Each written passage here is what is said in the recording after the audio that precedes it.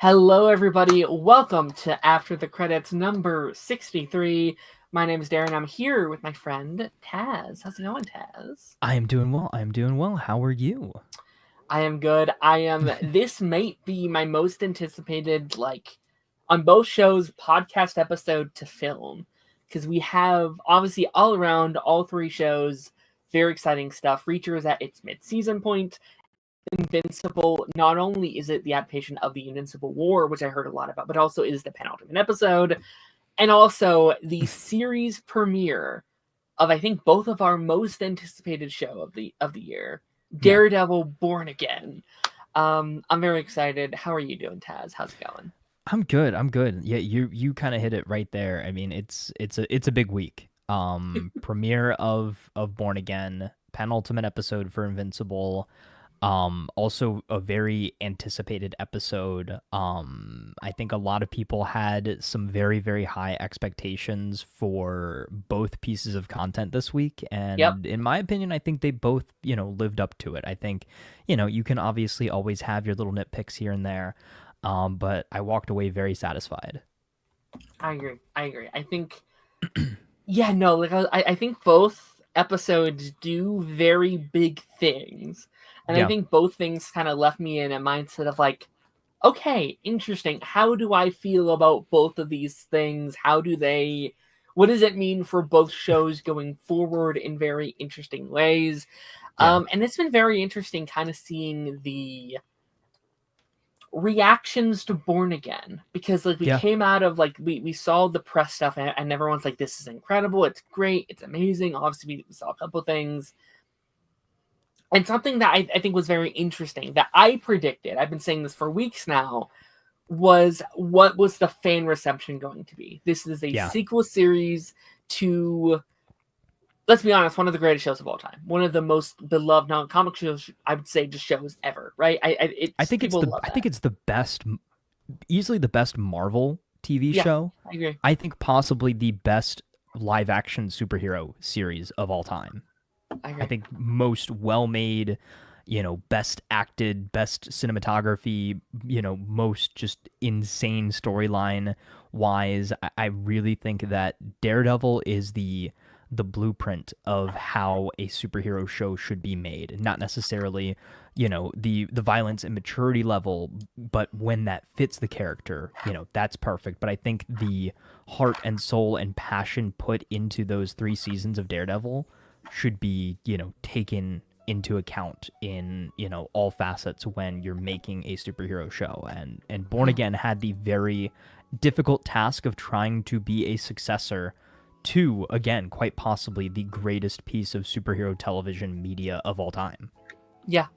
Yeah, no, and we'll talk about this once we get into it, but what I experienced is kind of the same thing I thought I would, or what many people would, and I think are, is like I said, I watched the season 3 finale exactly right before starting the premiere.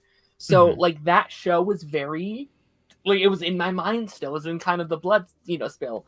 So this show is something very different. It isn't that show, and I do think me and a lot of other people are going to have to adjust to that a little bit. And Yeah. I'm very excited to have our conversation, break it down, because I did really enjoy the show, and I'm excited to talk about it. Yeah. Let's read the comments really quickly. We are stalling for just a couple minutes because we don't know if our other guest will be popping in here. But in the meantime, Keyblade says, Daredevil time! Absolutely. Can Daredevil see Invincible? That's a good old question you got there. If he's invincible, why can I see him? Absolutely. Let's pour one out for the major spoiler of the episode. I agree. I Yeah. agree. Well, And the other spoiler for Invincible as well. yes. Pour one. I've seen a lot of people be like, "Oh, we lost them both in 1 week. This is Yeah. horrible. This is terrible." It's rough. It's rough. Hello, I'm Marvel fan. Hope you're doing well. Hope you're doing well.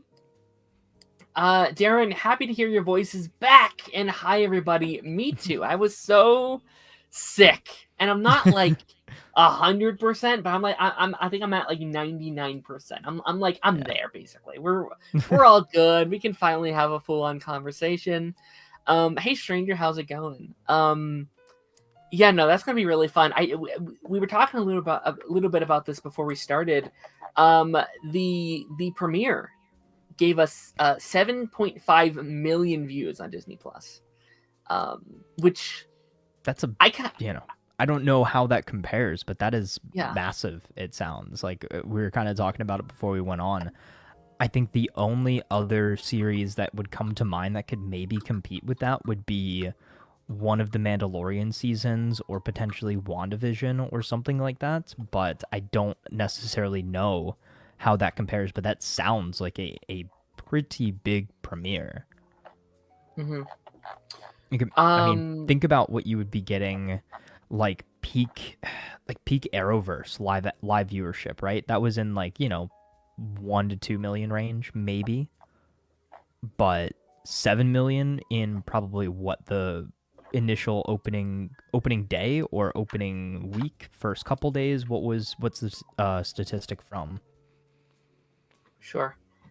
Yeah, like if I just tried to look it up, I couldn't find anything. But like if anyone has an article about like all the Yeah, like the ratings for like the first episode of these shows, I'd be curious because yeah, I would imagine Mandalorian's probably up there, WandaVision, maybe Falcon and the Winter Soldier as well. Like I think that era, potentially. Yeah, yeah, would be interesting to see. Which I expected to do well, and I'm yeah, curious to see the outcome of that, right? If this is a yeah, massive success, right? If this blows numbers out of the waters, if it's creating a conversation, which it is, like I'm seeing everybody talk about this, even people who don't typically talk about MCU stuff, right? What is the outcry of this? Do they then go, Punisher, Punisher Reborn or something, yeah. Jessica Jones, Daredevil and Spider-Man, stuff like that would be like I even heard them say, "Oh, like give Bullseye a series," and I'm like, I don't know about that, but like, I think we might see stuff like that going Yeah. forward, which would be And interesting. I've seen John Bernthal kind of hype up that Punisher special as well. I think he's promoting Yeah, The Accountant 2 right now, and he's been talking about yeah. that too. Yeah. So I'm very excited for that as well. I think Punisher and Daredevil were my two favorites of the Marvel Netflix series. Again, both very similar tonally, very similar violence wise and everything like that. But I would say the Punisher is a lot more raw, I guess is really the best way to put it. Wherein Daredevil still to an extent has a bit of a leash on him. However, I will say that we are, again, something that I think that we kind of hit the nail on the head on, was kind of what that moral dilemma was going to be this season, hmm and that line and how far you're willing to go over mm that line. And, we saw that right from the beginning. And, we'll talk about it more a little bit later. But just that decision at the beginning shocked me. mm And it shocked me that Matt fully committed to it. Sure. Yeah, like I think that's the one thing I'm not like, we were talking about like previously, like, is it going to be darker than the original show? And the answer to that, I don't think it will. Like, I just don't think they'll be able to get there, which is a Yeah. fine with no problem. But I don't think we're dealing with like, oh, it's a watered down version of the show. Like, I Oh think yeah, it not at will. all. Not at Right. all. I think rating wise, I think it's the same, like, maturity level. Um but I think the biggest thing that I noticed, like visually and vibe wise and feeling watching the series, was just visually it doesn't look quite as crisp and hmm quite as clean Yep. as the Netflix series. Like Yep. it's still got a bit of that like Disney Plus current day Marvel haze to it. If hmm that makes any sense, like it doesn't look as clear, it doesn't look as crisp. Some of the camera angles, some of the shots are a little bit weird, and then that like 2003 2000 what is it 2005 Ben Affleck Daredevil, like Yeah. CGI like bounciness and kind of rubberiness to the characters and to the movement sometimes. Yeah. I wasn't a massive fan of. But outside of that, I think story wise, it's telling a really good story. It's setting us up very well. I'd be interested to hear your opinion on this. I saw quite a few people talking about how the first episode didn't necessarily even really feel like the first episode of the season. It felt like almost like a where have we been? Let's set the stage for the season. And then episode 2 felt like the true premiere for the series. I agree. I think yeah. Yeah. I mean, do we just kind of want to jump into Daredevil stuff first, I guess, since we're already kind of like on the trajectory of it, and then if Darth comes in, we can kind of circle back around on our thoughts and stuff. I think that's why everyone's here anyway. They want to talk about Daredevil. Let's talk about Daredevil, and we'll summon Darth, and hopefully he'll pop in here sooner rather than later. Yeah, I mean, I felt like when I first was watching these shows, like I said previously, like I was having a little hard time getting into it because, again, it does look different. It does feel, it has a different tone, and it took me a little bit getting into it. And I do think a big part of that, you're right, is the visuals. It felt to me, I don't know if you would agree with this, it reminded me of like a TV movie where everything looked more expensive. It looked more cinematic. It didn't necessarily look better, though. Just different. Right. It looked like maybe the same level as something like Moon Knight production-wise, right? Like, I think that's what I would compare it to. It doesn't even quite look like, say, an older Marvel movie, like a Phase 1, Phase 2 Marvel movie, when they were still using, like, the really cinematic cameras and things like that. Think about the difference between how Daredevil Born Again looks versus how the Penguin looked. The Penguin looked like you could splice a clip from the Penguin into the Batman, and there's no telling. You couldn't really tell a difference between the two of those. And I think that's what I expected from it. I thought, oh, maybe, the trailers are compressing it a little bit. I was very pleasantly surprised with the color grading. I think the color grading looked much better than it did in those teaser trailers, when, again, you're compressed on YouTube, that sort of thing. But I still, again, felt like there was a lack of visual quality and a lack of just that feeling that I got when I watched the original three seasons of Daredevil. Like, there is a rawness to it. There is a fluidity to it that I felt like I was missing. Like, it almost felt like they were one or two steps away from it, but the executives kind of stepped in and were like, okay, we don't really have time to make it look super polished, to make it look super clean.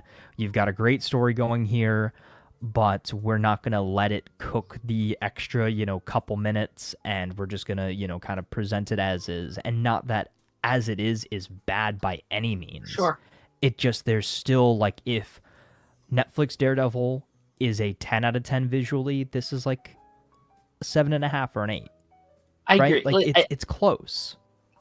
And, like, I would agree with The Stranger. I do think it looks better than most of the other Marvel shows on Disney Plus we've got as far. Yeah. Like, I've said, like, if this was, like, Miss Marvel, like, if Miss Marvel came out and was like, hey, this is what our show looks like, I'd be like, that's probably not, like, a good example. Like, if Moon Knight or Loki or whatever, like, looked this good, I'd be like, oh, okay, they've really upped the visuals. Yeah. It is just, again, that thing I worried about. It is Daredevil. When you are comparing to that 2015 show, it's going to just look lesser than. And honestly, I don't know if there's anything they could have done about that, right? That show... they would have had to use the exact same cameras and the exact same cinematographers and everything like that. And I know that they overlapped a lot of the crew. I think they got the same fight choreographers and stuff like that. Sure. But still, with the fact that they're using a lot more CGI, and yes, it's a little bit more stylistic. Yes, they're trying to throw in the more acrobatic side of Daredevil into there. And I think that that's a very cool thing to see visually. But again, when that CGI is not polished, when, again, some of those movements are not quite as fluid and polished as I would like. I mean, jumping right into things, like, we open on their version of a one-take hallway scene, right? Yeah. It looks great. However, again, it just isn't quite on that same level. There's too many jump cuts. It's too dark. It's too blurry at times. It's very hard to distinguish what's going on, who's who, what's going... Like, it took me a couple seconds to realize, oh, yeah, that is Bullseye. Like, I was like, who is that? I thought it was the other the other masked character that we're supposed to be seeing Sure. at some point, at first. But yeah, like I see what they're trying to do. I see Mhm. the vision and I see the intent to try to replicate what they did on Netflix, but just for whatever reason, again, maybe it's the camera work, maybe it's the cinematography, maybe it's the actual cameras themselves, Mhm. but it just doesn't quite look like that. And I think it's almost the difference too between I've noticed the same thing with a lot of the Star Wars Disney Plus shows. Like when I was going through and getting screenshots and stuff from Skeleton Crew, when I actually kind of like blew it up, looked at it a lot closer, I was like, it's really dark, it's really grainy, I can't really visually distinguish a lot of things when you're looking at it under like a fine tooth comb. However, again, something like an actual, like the, like the movies, even to an extent, Andor, I feel like there's that step above. It looks better than Sure. Mandalorian, than, Acolyte, than Skeleton Crew, that sort of thing. And that's kind of how I thought Daredevil was going to be. Like, again, production value wise, you can see that it's there. Mm. But again, it's just so close that it Mm. almost bothers me that it's so Sure. close. It's on the verge of greatness, as as one might I say. I think I think the thing that was really bothering me, and like this isn't even like a bad thing, but it's a lot like they're shooting the show a lot wider. And again, I didn't go to film school, so I don't know like how Yeah. filming works. But like they're shooting the show from a much wider angle, so everything Hmm. looks bigger. It looks more bombastic, and that does throw me off a little bit because they used to film the show so kind of, I don't know what wording, but like so close together, so center to the Yeah, I mean it's the characters. widescreen versus full screen, and Sure. yes, it does kind of take you back a little bit. It doesn't make it feel as intimate, I think is really the way to put it. And Mhm. I think too is think about the final season of The Flash, right? They just added those black bars. Like they didn't really film it in a cinematic aspect ratio. Like I mean, we could do that. We could put some black bars on this and Sure. make it look cinematic. I mean, I do that when I do on camera stuff. Like I'll crop it to a two by one aspect ratio. I just have to make sure, like I put myself more centered, so I'm allowed to like chop the top and the bottom off. But it doesn't mean that I filmed it with a cinematic Sure. camera. I just cropped my image in, so I'm just losing a little bit of the background there. And again, not that it was done in a bad way. I don't want this to come off as like, I'm ragging on the show or anything, but this is just, if this is my biggest critique and criticism of the Mhm. show, we're in a good spot. Yeah, like I think we should make it clear. Like I agree, that was also my biggest criticism. How some of it looks, how some of the fight scenes were done. Besides that, I really do enjoy the show. Yeah. I'm having a lot of fun with this. So I'm glad we're getting this out of the way first, so we Hmm. can really dive into these conversations here in a minute. Like the fight scenes were another one where I think the opening fight scene's really good. Like when he's punching through the glass, there's a shadow stuff. He's going up the hallway. Great, Yeah. fantastic. That feels very remnant of the 2015 show. Yeah. The episode 2 fight, to me, while good, like again, I think if Moon Knight gave us that fight scene, I'd be like, bravo, looks great, fantastic. Comparatively, and again, I know that's not fair, but comparatively, it's a little more choppy than. Yeah. Yeah. And I feel bad because I feel like a prude that's like, it's not my Daredevil. Like I'm trying my best not to do that.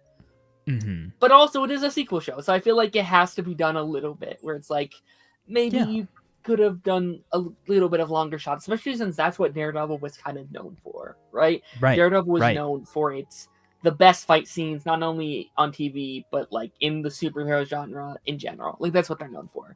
So it should definitely be talked. It should definitely be talked about. But what did you like about the show, Taz? What are some things that you took away? You're like, I really like this. That this is the thing I enjoyed. I think the fact that it feels like no time has passed. Like, yes, you can tell time has passed in the universe itself, but it feels like we only waited like a year for a new show. Like, it feels like it's just picking the story back up kind of where you would expect it to be. And the fact that they do the MCU connections in the best way possible. You get some slight little references to things that happened in Hawkeye and in Echo, but this is Daredevil. This is a continuation of the Daredevil story, the continuation of the rivalry between Matt Murdock and the Kingpin. Like I think that aspect of it was great. I think the interaction between, Matt and Fisk, like Mhm. that, the diner scene that we got in all of those trailers, I think the full length version of it is quite possibly one of their best interactions up until this point. Like I loved it. I They think that, haven't, weirdly enough, I feel like they haven't really interacted that much, especially yeah, as Daredevil and Kingpin, right? Like yeah, season one, they interacted as Matt and Kingpin once, actually, where it was yeah. like they met face to face once, and I then think they the met as one that comes to Daredevil mind once. was that season 2 in when he was in prison. Yeah. Yeah, that's the one that comes to mind as like, they were talking and then the whole big prison fight happens, right? Like I think that's the big one in my mind. Mhm. But the fact that they both know what each other are capable of, they Hmm. both know what they've done in the past. However, they've kind of gone their separate ways, turned over a new leaf in a way. Matt has given up being Daredevil for the last year after big spoiler.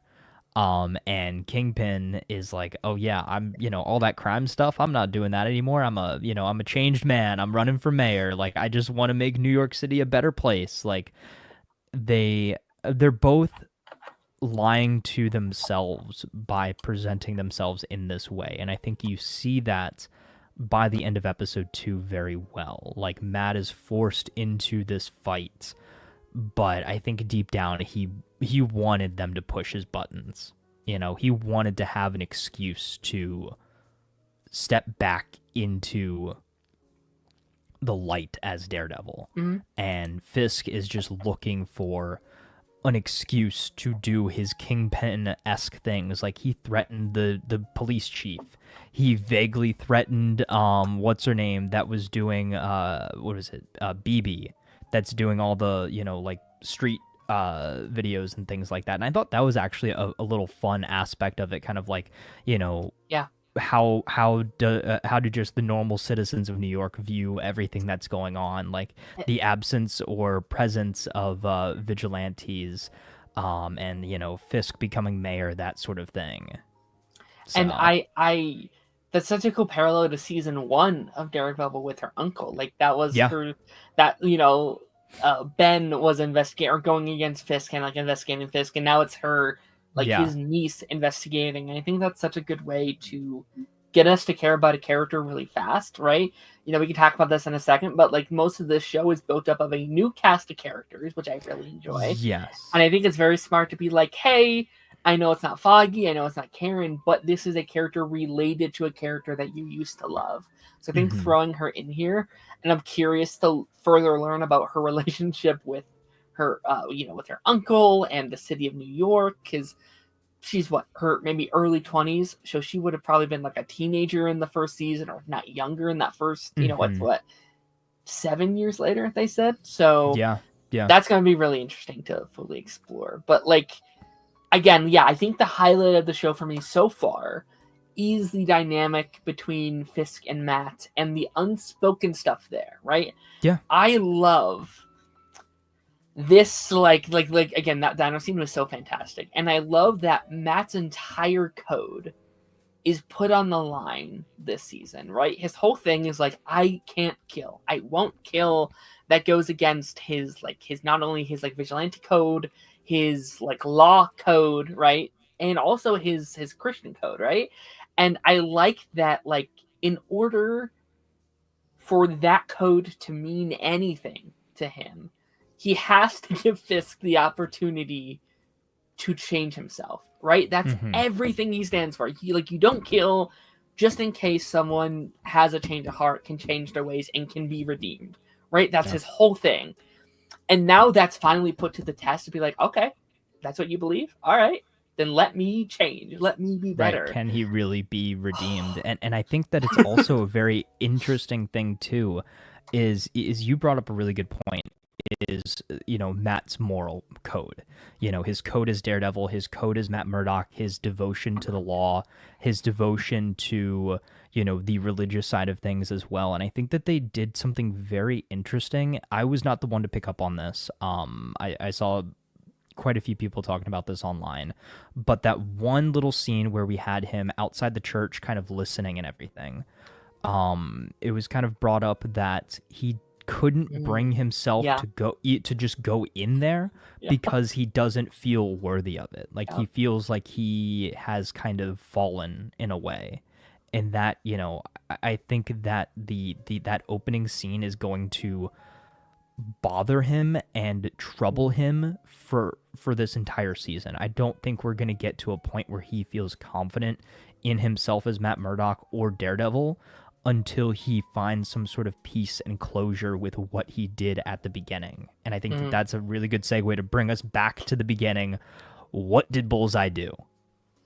Yeah, I mean, again, like we're kind of like beating around the bush a little bit, but yeah, I mean, spoilers. Obviously, if you've not seen Born Again, we've been into it for a bit, but if you have not seen it, leave. Massive spoilers. Yeah. We've been beating around the Foggy. Foggy has died. Foggy's dead. Yeah, that's copium. That's copium. Come on. Listen. Maybe it is. Maybe I am just in denial of like he's not dead. No, of course he's not dead. And listen, one or two things is going to happen. Either one, I'm right, and it'll feel so good when he appears in the finale, or someone says he's alive, or we're in a Wally West Young Justice situation where everyone's like, he's not dead. He's going to come back next season. They're going to bring him back and blah, blah, blah. And it'll be just a running joke for the next 5 seasons or whatever it's going to be. What did you think of it? Because obviously we've talked about it at least in like 3 to 4 different podcasts. Yeah. Feed it to the ground.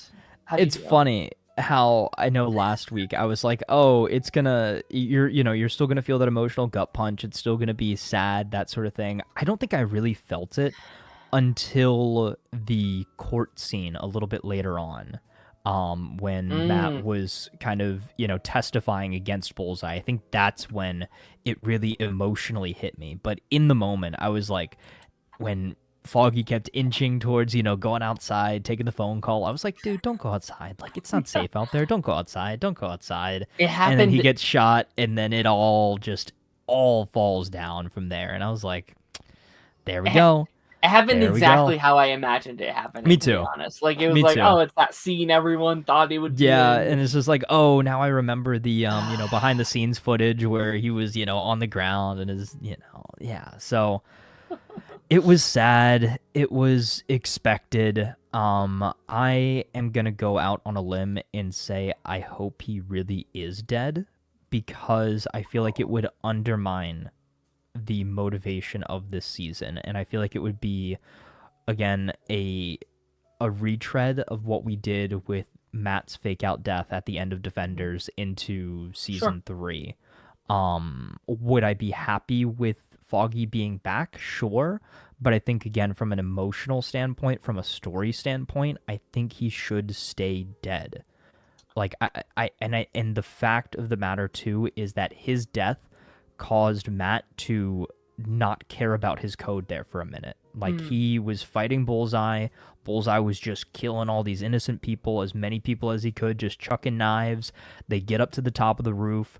Matt rips the mask off and everything like that. He looks him in the eye, and he just chucks him off the roof. Yeah. I was like, that was, to me, probably the most surprising thing that happened in these first 2 episodes.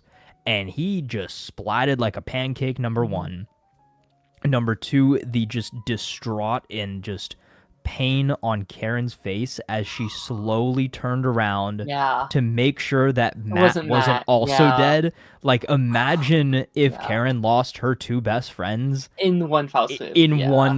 Just in one fell swoop. And then when she realized, okay, that was Bullseye, cool, whatever, I was like, did Matt just murder this guy? Like, without hesitation, without care? Like, he had to have known that there was a 50-50 chance that he was going to die, or at least like a 75-25. Yeah. Like, I think it was more likely that after that fight that he was going to die. I think that's such a good, that just shows how good that OG show did at instilling his morals. Yeah. Wow, like, Foggy just died, right? That's terrible, but I kind of already knew that. Though I think the most terrifying thing in that scene is like, no, no, no, no, no, no. You like you cannot you break can't, this rule. like, no This matter is, what, like, I know it's your best friend, but you can't kill somebody because of that. Like, yeah, because they had me rooting he wasn't dead. The person who just killed my favorite character in the show, just for his morals to be intact. When he opened his eyes, I was like, thank God. Okay. And Foggy had a cool beard just to die. And I think it's the perfect combination, because I really did want to tell that story of Matt crossing the line and like him messing up, but I also didn't want him to cross that line. So I think it's the perfect combination of both, where he didn't cross it, but he feels like he did, right? He's still exactly.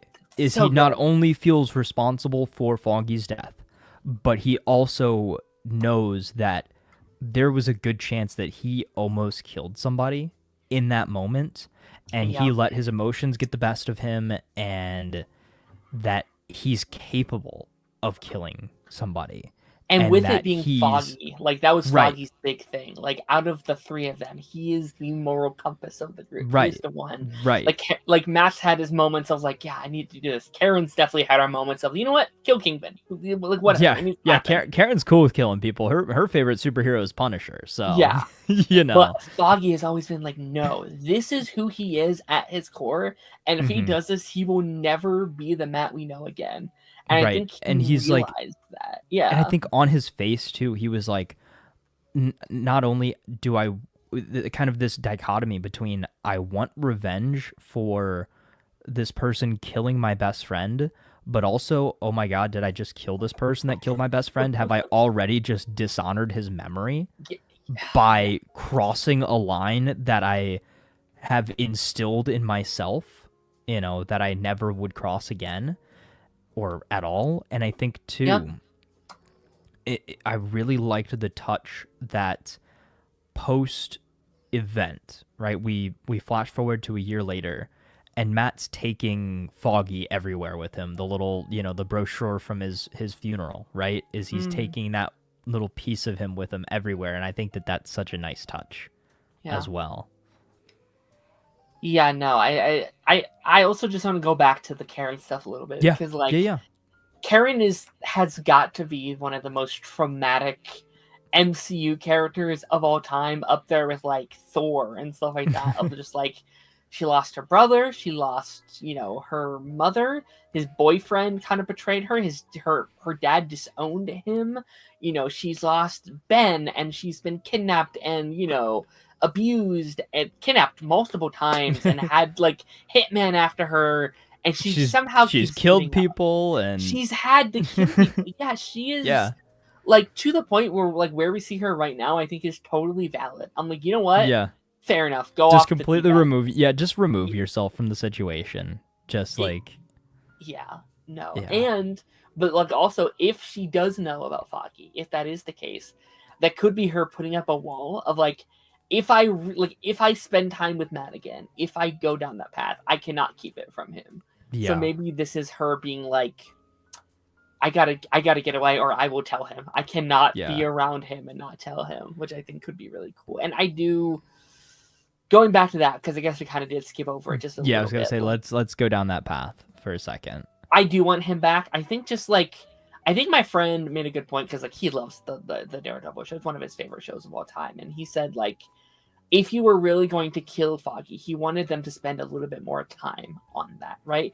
Maybe have the first episode be the three of them. If that was really the send-off of I agree with that.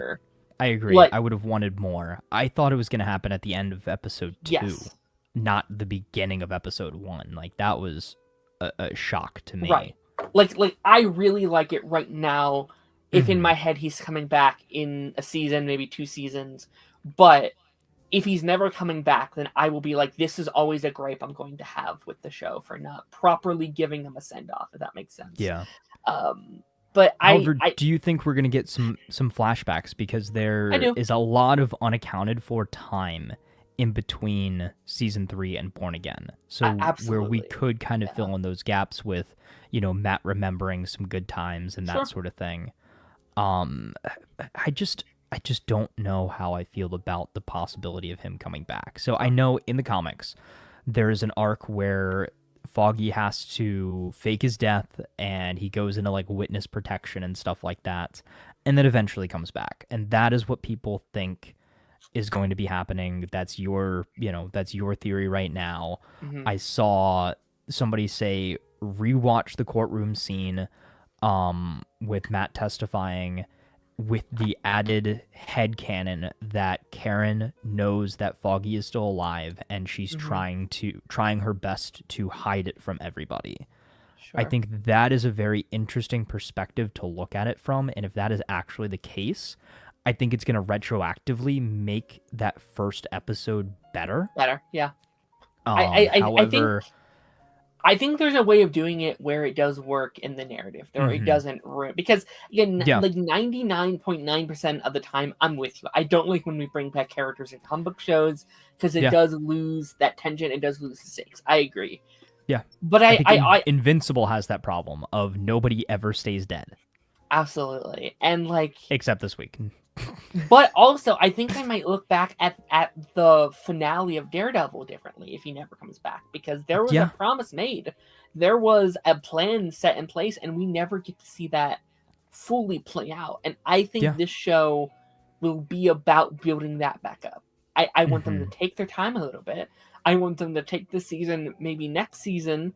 But I do kind of like the idea of like, Daredevil's always, or Foggy's always been pretty against Matt being Daredevil. He's always been there. But I kind of like the idea of when Foggy needed Daredevil the most, he disappeared, right? It's like, like, again, not your fault, Matt. It's whatever. But the one time I needed you, you gave it up for me and this city and stuff like that. Like, I think that's a fun narrative. Like, I want this season to be about him moving on, re-accepting the role as Daredevil, and I want season 2 to be about all these three kind of being able to come back together. Like, I would like a whole subplot next season of Foggy, maybe even Karen off in like Chicago or somewhere else, and we're seeing like their journey back to Hell's Kitchen and back to Matt and stuff like that. Interesting. If it's done in a way that does make sense. Like, I don't want it to be like, I'm back, Matt, here I am, oh boy. Like, I want it to be done in a way that's just genuine and heartfelt to these characters and doesn't feel rushed. Because what I think has happened, like, the reason why I think they did is, I don't think they wanted to kill Foggy, right? I think the people that were there now, right? Charlie Cox, Vincent, these writers, these showrunners, I think they wanted a whole gang back. I think they wanted this to be Daredevil season 4. I do too. But what has happened is they filmed those 6 episodes, and they weren't redoing the whole season. They were just they had to kind of play it where it lies. Yes, and I think that's how you get to your Foggy's not really dead scenario. Yes, they kind of roll that back. Yeah, I think like it was too ingrained into the narrative of Matt's journey in that 6 episodes that they couldn't be like, well, just without redoing the entire show. Right. So I am officially changing my theory from last week on how the season will end, just slightly. Okay. Here's how it's going to end. And this week we heard some rumors about maybe a Defenders for season 2. That could be really fun. It's still Jessica Jones. I'm keeping that theory. But Jessica Jones knocks on the door, and Matt's like, Jessica, what are you doing here? And she's like, Matt, you're not going to believe this. Foggy's alive. And then you have the, like the theme music. He's like, what? Yeah. This is crazy, which somebody wants to see you. No, I mean, what did you think of the? So what did you think of the new theme? By the way, it was a slight remix, I think. Absolutely. Just 1 second. Ronan, if you want a link, let me know. I will send it your way. I really like it. I think it's kind of everything we were saying last week, where it's different, it's unique, but it does contain all the elements of what we love about that season 1. And I've been hearing people on TikTok be like, they ruined they ruined the Daredevil intro. How could they do this? Blah blah blah. But I think it's perfect. Like I remember when the House of the Dragon intro was on for like that show, and it was the same exact music as Game of Thrones, very similar visuals. And I was like, this is lame. It's a new show. I don't want the same intro Game of Thrones had. I want something different. I want something unique. So I love it. I think they did a fantastic job. Yeah, me Absolutely. too. Me too. What did you think? I loved it. I'm trying to decipher what the meaning behind it is, as far as like why we have like, I guess, like stone structures or whatever in it versus the, kind of blood red, like waxy whatevers we had in that original opening. And maybe it's supposed to just kind of signify that return to New York and just kind of the, I guess, the nitty gritty of the street level nature of the series. I think that's maybe, kind of where we're headed with that. But, great intro. I think, again, it still embodies the same feelings and theme of that original. So Anthony says maybe Vanessa has something to do with Foggy faking his death. Where could she have got Dex to go after Foggy?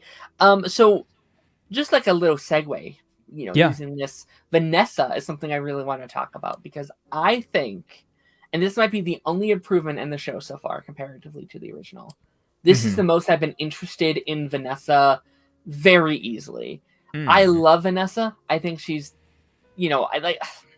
it's tough because I think sometimes in the original show she was kind of used as like a plot device, right?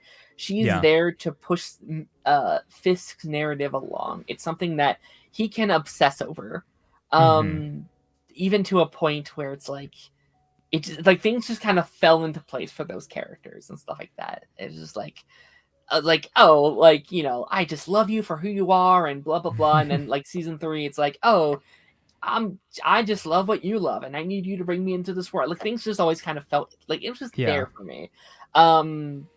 So I love how, like, I think Vanessa is the biggest showing of time having passed, right? These are characters who have now been married for 7 years, through jail, through hospitals, through, this mayor being campaign. Shot in the face. Yeah, like all these things, and they are not that perfect couple that we thought they were in season 1 and season 3. She has depth to her. She isn't just this perfect bride for Kingpin, right?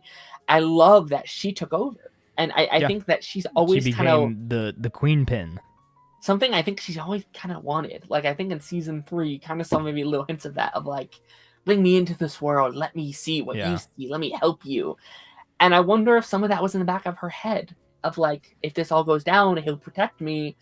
Maybe I'll be left with a lot of power, in the wake. We're married now, right? So I think that's really cool. I'm really interested in that. And I think that maybe is partially the reason why Fisk wanted to be the mayor of New York, is maybe he saw how Vanessa has kind of gained all this power in his neck of the woods, and he's like, okay, well, I need to do something about that and kind of tip the scales again, balance it back into my favor, and go down this route that you would never really think that he would go down.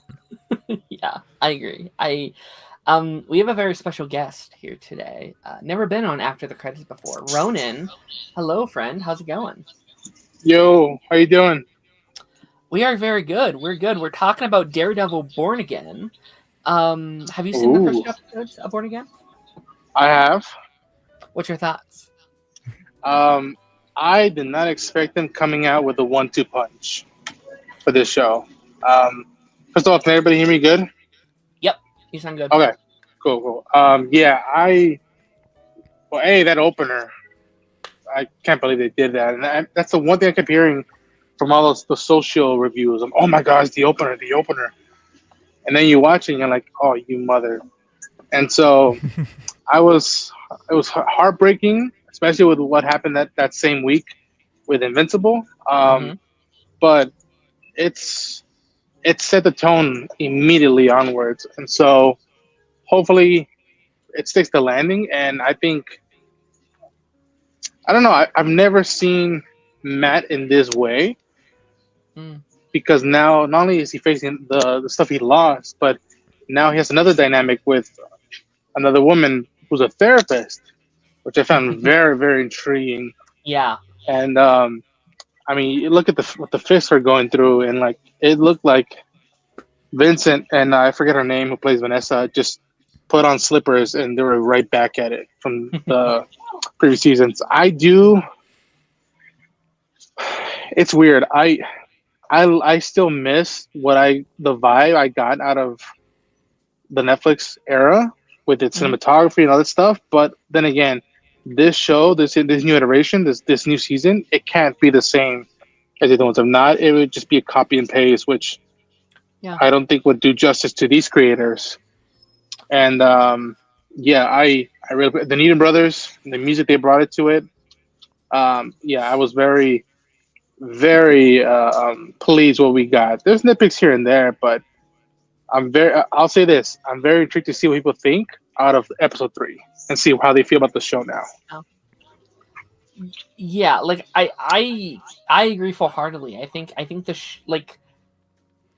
never wanted the show to just be Daredevil season 4, because it's not Daredevil season 4, right? It's not the same show. We are 7 years since the show was canceled. It's been a very large gap of time.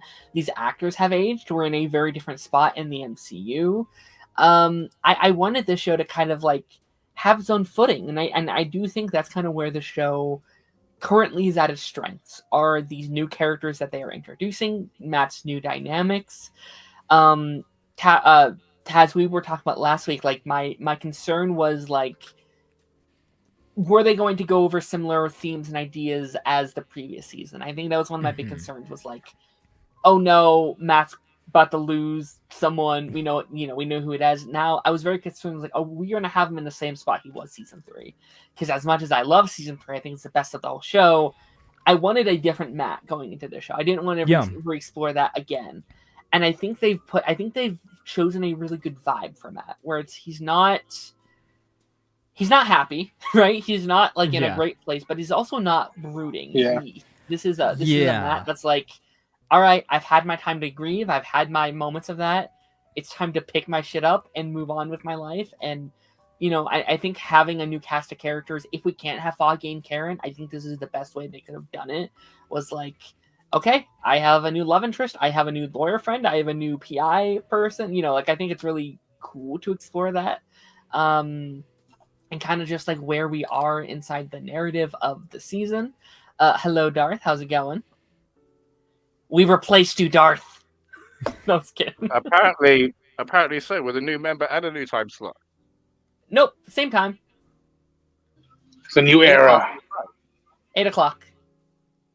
Oh, daylight savings. Oh, we had daylight savings time. That's what happened. What happened. My bad, my friend. My bad. I completely forgot that would have affected us differently. Yeah, so we jumped forward an hour. We jumped an hour early. Damn, you're right. I'm sorry. Yeah, that's what happened. Wow. We were like, should we wait? You were cussing me out the whole time, like thinking, this motherfucker knows the schedule, what's going on, and it's all y'all's fault. So what's good? You caught us. We were trying to kick you out. No, it's crazy. No, very sorry, my friend. Very sorry. We were talking about Daredevil Born Again. That definitely wasn't the first show, right? Huh? This is the first that we talked about. Yeah. This is the first show we talked about. Okay. So like, I'm very excited to hear your thoughts on this show, because out of all of us, you haven't seen the original Daredevil show. Yeah. Yes, I'm coming in as a newcomer to this and the show itself. So everything is quite apropos this week, isn't it? Yeah. I'm joking. I'm gonna let that go. I'm just joking. I'm so sorry. It's so funny. I don't know if it's like an autism thing or just the fact that I'm an asshole, right? But and again, no shade on the man, but like his lips, when he was in the mask, like his lips just really put me off, right? So I just put off a whole show because of a poster and a man's lips. Do you know what I mean? And again, don't know if it's because I'm autistic or an asshole. We'll find out, right? But Jesus Christ, having him in Echo and She-Hulk was really, really good. I saw all of his clips on why he was a good Daredevil. Do you know what I mean? Sure. And I'm seeing so past it. because now I love the guy. I genuinely, if somebody said like, who would you cast as Daredevil, I wouldn't be able to tell you anybody else. Like Sure. the guy does so well. That being said, how did I feel about episodes 1 and 2? Right? Um, really good, really Okay. good. Conflicted on some stuff. Um, like we were talking in the messages, I really hope they're gonna George Lucas those special effects in the bar, right? Because they need a touch up. They need a Sure. touch up for sure. Other than that, um, wow, did they just blow past expectations? Because everybody was saying, "Oh, episode two," and then there he goes in the first fucking 5-10 minutes. Woof. Yeah. Here's the reason why. Um, and then that scene in the diner, man, like that's what I Oh, live for. Those oh sorts man. of scenes. Yeah. I have questions to ask as well. I don't know what Okay. you've discussed, and I'm sorry for Yeah. just Go ahead. Go ahead. but, Go for it. um, so from my understanding, the traditional Fisk and Vanessa is that she is a cared for and doted on wife who is separate to everything Yep. else, right? And from some of the threats that I've seen from clips from Daredevil to Kingpin, she had no idea, right? Hmm. Um, but then when we come into Born Again, Fisk is off having eye surgery, like, Yep. and his eye looks great. I need to know what technology that is. I know. Yeah, does he have a real working eye? Didn't he get shot in the face? Yeah, and then Echoes is like, I Always got it got fixed. some Don't skies. even worry about it. Kids, It kids. happened. It was a It's phase. it's like, ugh. Yeah, kids. Yeah. What could you do, right? Younger He was generation. Ooh. I was assaulted by a vigilante.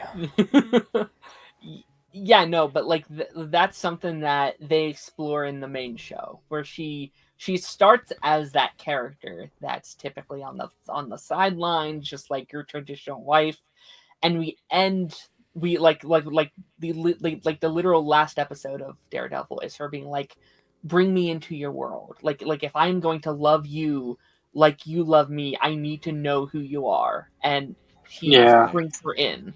Yeah. Fascinating. Okay. Yeah.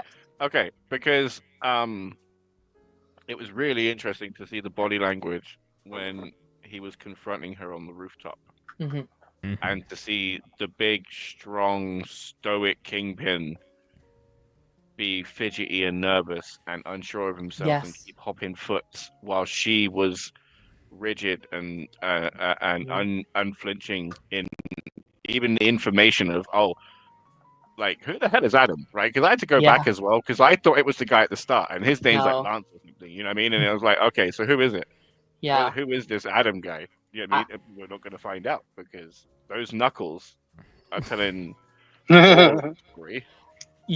Yeah. No. Like again, we were just kind of like talking about this, but like this is the most interested I've been into her character, because I think Mhm. again, there's been 7 years in between season 3 and season 7, and they've been married through all this time. And I like that, like, Vanessa's no longer just the like adoring wife character that just agrees with everything he says, kind of thing. So I like, she is like the character. I'm like, I think this is better than the original show. Not that she was bad in the original show. I just think this is the most interesting. Another layer to her character, yeah, 100%. Absolutely, I'm very excited. I mean, I do just want to ask you, like, again, someone who hasn't seen the original show, like, did you feel like you got everything? Did, like, how did that major death hit with you? Did you feel the emotional weight of these characters just hopping in for the first time now? Honestly, sorry. Just the last remnants of dinner. Sorry. I am a bit. I'm not as touched by his death. Sure. Do you know what I mean? Because in all honesty, in all of the struggle to get him back, he died, and it was brushed over very quickly. Yes, it was. Right. Yeah. And Vincent D'Onofrio and Charlie Cox were talking about how the other members were the heart of the show. And we can only assume that we're going to have Karen back soon, because she's distanced herself, and she's being quite antagonistic. when all he's doing is trying to talk. Like, who knows what happened between them? Maybe because the line that was crossed is him trying to kill Bullseye, or the fact that Foggy was killed, or both. You know, Mhm. because both things can be true at the same time. Yeah. So yeah, we do need her back, and we do need. The thing is, though, is he's already moving on. So then to bring her back only complicates his new relationship and um, puts it at a complete disadvantage that is entirely unfair to both the relationship and the woman that he's courting. Yeah. I'm wondering, because I think we know she's in 2 more episodes this season, which makes sense with like the whole like how they reshot the show and stuff like that. And I'm wondering if her screen time is only with Punisher, right? Because she has a deep connection with the Punisher. She's in the Punisher TV show. So they kind of have like a will they won't they thing going on as well. So I'm curious. It's like I haven't seen season 2 of that show yet, but I'm wondering like how are they right now? Like where did they end their relationship, if you will? I think will be kind of interesting to explore. Yeah, because he's coming in, isn't he? So do you think Yes, yeah. that they're only going to be in it together? I'll be curious because, like, again, like we know he like Punisher has screen time with Matt, like that, like how. Again, I'm so excited for their dynamic because, like, I mean, he's gonna be a big thing. I mean, so we haven't even talked about the whole other arc that's going on, right? So this is the kind of the courtroom drama right now is the fact that in his civilian clothes, White Tiger goes and accidentally kills a cop. Or not accidentally kills a cop, but accidentally leads to the death of a cop. Yes. These are crooked cops, apparently, as well. They're beating up this guy on the subway station, that sort of thing. White Tiger gets kind of thrown in this whole mess. Matt goes to the rescue, as he does because he's a lawyer. He sees, that he's kind of wrongfully imprisoned, that sort of thing. But he also knows that there's a little bit more to the story than he's letting on. He finds out this guy is actually White Tiger. Does some investigating, finds the witness that actually, was there, the guy that he was trying to save. And when he's doing so, those crooked cops come in, and surprise, surprise, they've all got Punisher tattoos. Yeah. So this is kind of the like, what am I trying to compare this to? We've seen it a couple times where you have like acolytes, basically, for lack of a better term, that falsely are representing the idea of somebody, right? So they think that they are dealing out and dishing out justice in the way that the Punisher would, or the way he would like it to be done. However, they are crooked and corrupt and going about it in the wrong way, is what it's going to be seen as. Oh, yeah. And this is a real world issue too. Like this is something that John Bernthal has spoken out about, where he said like cops will go up to him being like, "Man, I love you. Like you're such a inspiration to me in what I do." And he's like, "Well, I shouldn't be. Like you shouldn't inspire to be the Punisher." That's a red flag. Yeah, absolutely. And it's like, I get you want someone to look up to Captain America. Punisher shouldn't do that. And I love that's John Bernthal, and also the character. Like I guarantee, like he said it multiple times in season 1. It's like, I don't want to be doing this. Like I hate myself. I hate that I'm this guy. But if I don't, who is? Like who is going to do this thing, right? And that's his mindset. Like he's not like again, he's not like a morally right character, right? He like what he's doing is technically in the wrong, right? So again, I'm so excited. These aren't stickers. This isn't like a fake. These are real tattoos. I'm wondering what he's going to do to these cops, right? Is he going to like burn them off, cut the hand off? Like, I'm curious, like, what he's going to do. And I think that story they're telling potentially could be really, really good. I'm excited to see how he's going to. You know what I kind of got vibe-wise from this was, like Last of Us, when people with like the Firefly tattoos. Yes. Yeah. In the show, it was like, yeah. Oh, I'm glad you guys caught up on that with the Punisher. Like, the minute. So again, I'm not trying to. I had seen this early on, and so the minute I saw that tattoo on the wrist, man, on the wrist, I was like, ooh.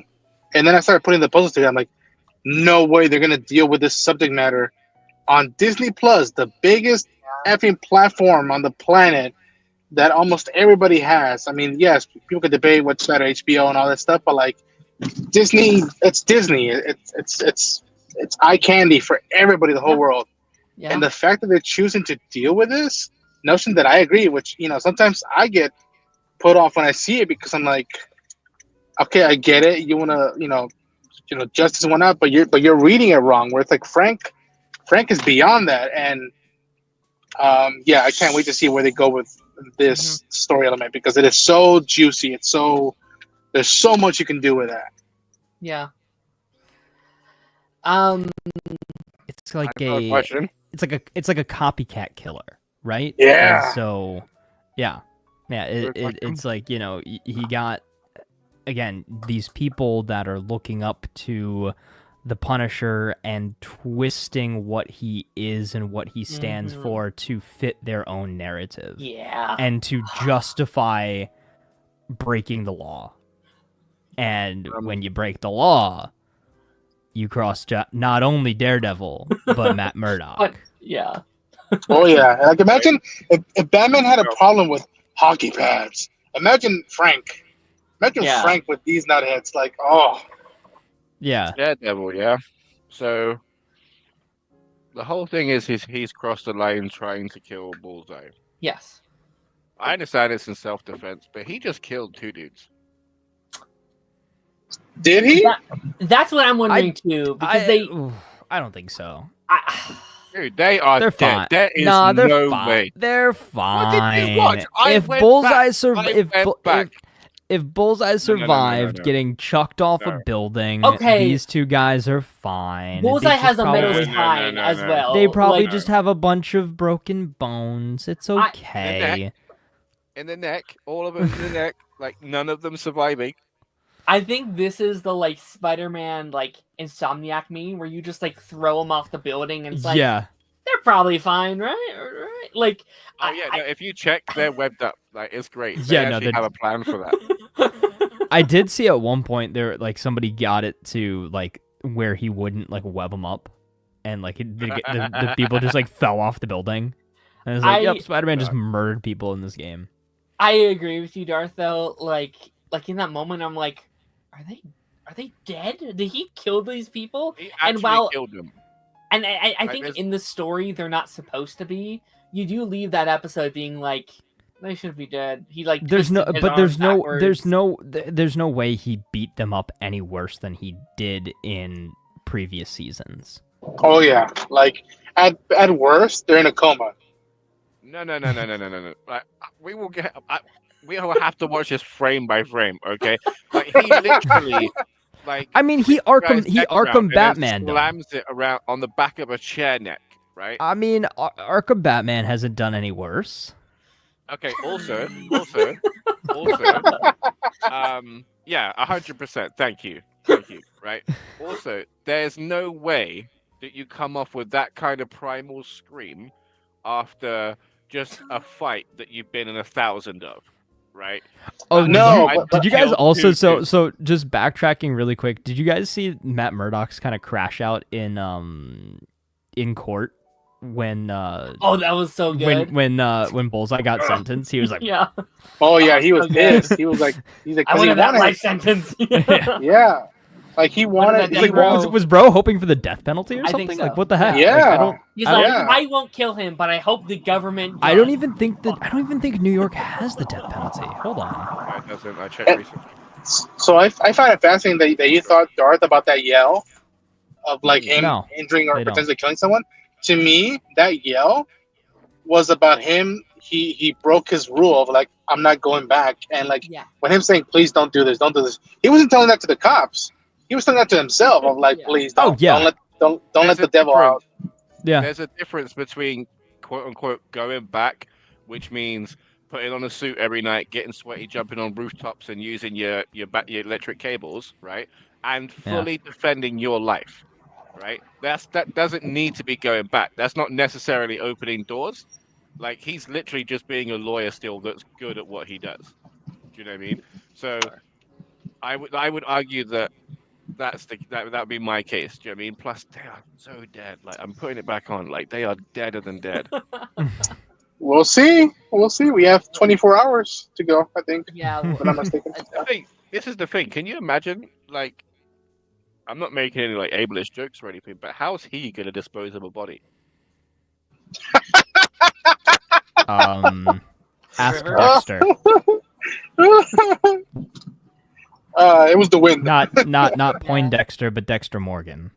Yeah, Also, I love that joke he threw at them of like, where's the guy? He's like, hey man, I'm visually impaired. blind. I'd love I to don't help. know. Yeah. I Hey, love man, that. I'm like, I'm oh just a man. blind. I'm just a blind lawyer. I love when he Yeah. fakes blind. He's like, I don't know, officers. Ask someone who can see. I don't know. Yeah, like Even when he threw it to his therapist, the girl, he's like, it's a blind thing. And she's like, wow, and like he's charming him up, with those lines. I love it. so good. Yeah, I mean, there's so many things that like we could dive into, and we probably should, but we only have about an hour left of this stream, so we should probably move on to the next show. But any final thoughts that we have, and we can obviously talk more next week, maybe if we have a bit more time. But Darth, Ronan, I know you weren't here as long, so is there anything that you want to say that you didn't get the chance to, maybe? Just that everyone has done everything that they needed to do this week. There wasn't a single person that I thought was like overacting or hammy or just wasn't bringing it. Yeah. Everybody brought their A game, which was phenomenal. Foggy went out like a goddamn champion. Yep. And if there was if the whole series was just them two in a diner, I'm sold. Yeah, man, then you're gonna love that original show, because 90% of that original show is people just talking to each other. Just sitting and It's talking. Yeah. it's these really raw dialogue moments about like the meaning of life, and what it means to be a hero, and like what it means to kill, and all these things. It's which I'm glad they kept in here. Like there's a lot of things people said about the show that like they said weren't going to be in it that were in it. Like they said, oh, there's not that much talking and stuff like that. I was like, most of episode 2 is just people talking, right? There's not a lot of action. So I mean, it felt like a Netflix episode just with less of a runtime. Yeah. And a Disney logo. Yeah. But what was I gonna say? So my whole conflict is as well is, yes, he's a religious man that believes in reformation and of character and transformation and healing by divine intervention, but also retribution. Who is he to hand out that retribution? Who is he to be the judge, jury, or executioner? Obviously not the latter so much, but like, who gives him that justification? Do you know what I mean? Like, he's no higher than any other man. That's the beauty of the character, of like, that's the battle of like, is he right or is he wrong, or is he out of line? I think the way he justifies, the way he justifies it is the way that a lot of vigilantes justify it. Is he goes through the proper channels originally. He tries to go by the book, do things by the letter of the law. They slip through the cracks, and then they get Daredevil. Darth, like what you just said is his like emotional journey every season of like, I shouldn't be doing this. This isn't how I should be going about this. But man, I feel like I have to. Like if I don't, who is going to? And we see too is now in his absence is those little check-ins with the people of New York. Yeah. Even the citizens of the city are missing Daredevil, and the fact that he made the city a safer place, and they felt safer with him out there. I love the hypocrisy that Matt had of like, you go out at night and you dress up as this thing. How could you do this? And it's like, Matt, come on, mate. Like, I know you have to put up the thing, but like, that's you, my guy. Yeah. So like this is the first show with the Bible, right? The show that's a Bible. I think so, yeah. So it's going to be interesting to see how everything ties in. I know that that's not a big concern for everybody. They just want to see how it connects to Netflix or whatever, and that's fine. But the idea that Wilson Fisk is putting in a vigilante ban, Yes. while Very. we have superheroes, Mm-hmm. is going to be a very interesting conversation. Because Mhm. where is the line? Where is the line there? You know what I mean? I think, and I know we have to move on here, but like I've been saying for years, I think this leads to X-Men stuff, right? The Oh, yeah. world currently loves superheroes.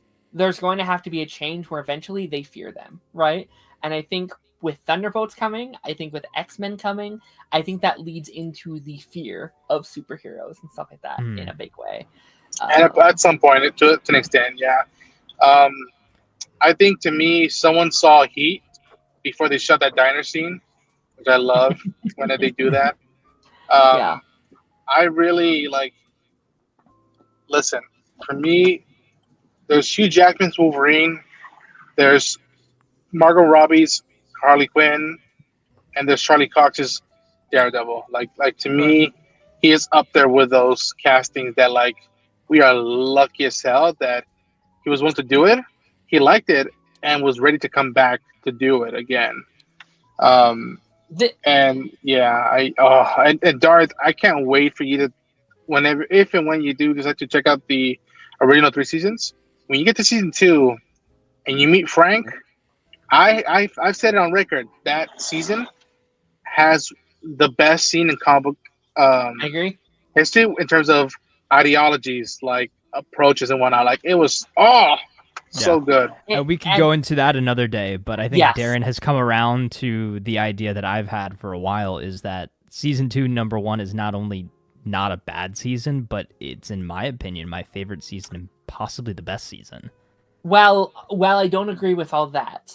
I do think I still think season 1 and 3 are better. But here's what I'll say: I think that run of episodes is the best in the show, right? I think like episode 1. I'll give it that. Episode, what is it, 8 or 9? Perfection, perfect. I think so. Yeah. It's so good. Yeah, no, and I think it's my favorite. Has my favorite episode of all comic book TV as well. I think. But with that being said, we have to move on. We can talk more next week. Now, Darth, very quickly, because we only have a little bit more with Taz here, but let's really quickly go over this episode of Reacher, episode 5. And again, I don't have a crazy amount to say, but we can talk about it for a couple minutes here. What did you think of episode 5 of Reacher? And Ronan, you don't watch Reacher, right? I don't. Someday I will. But go ahead. Don't talk freely. Don't worry about it. Gotcha. So we can actually get through this quite quickly, right? Yes, I agree. So, Elliot, oh my God, what a fucking idiot. Okay, how many times have you got told no, the man can't have a fag? Now you're lying on the floor, all headbutt and beaten. You're a dickhead, right? 2, how the fuck they were slicing and dicing pillowcases and full-on pillows, but missed a police badge in a pillowcase. Yep. Is beyond me. But they found like a small little phone, right? Also, is there no government like communication between any agencies, right? Because how is there a giant multi-federal agent investigation happening in one address, right? Both the ATF and the FBI are sat here. I know this one's supposed to be quote unquote off the books or some nonsense, right? But Jesus Christ, that's shocking. Like, and he got her killed. He got her fucking killed, all because he was trying to save his own ass. Fucking idiot.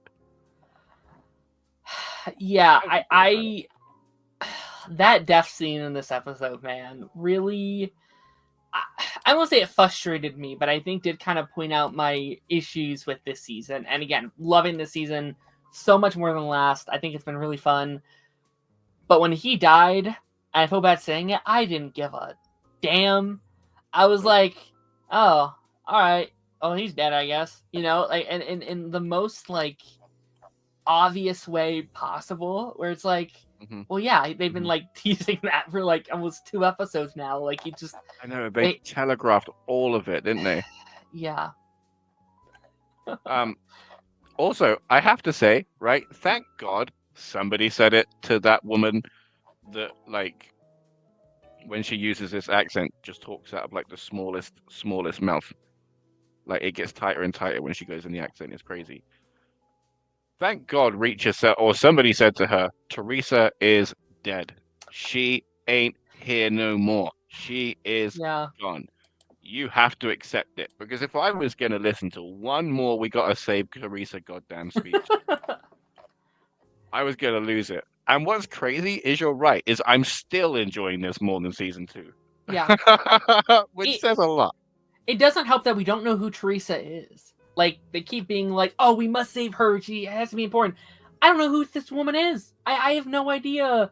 Like, you know, like, if you want me to care about this character's death, make me care about her. Show me some flashbacks. Do, like, what? I don't know. Do you know who we did get? We got the flashback for Dominique Cole because she's more important because it's to do with Reacher. So we have to care about his motivations rather than hers. You're right. It should have been the other way around. Like, as much as I like that, I would have put the emotional toll on her. You're right. And he has to help her and support her, even though he doesn't have as much dog in the fight. Do you know what I mean? I agree. Yeah. And then the fact that like this McCabe keeps getting threatened.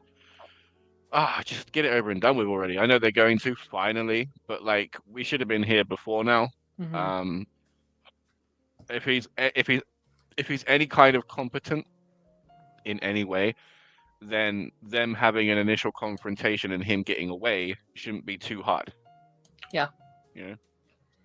Yeah, I think this might be my least favorite episode of the season. Not to say it's bad, but it's like there's a lot of things that just like happen to fall into place. Some dialogue that I found to be very silly, which isn't necessarily a bad thing, but there's some lines where I did roll my eyes.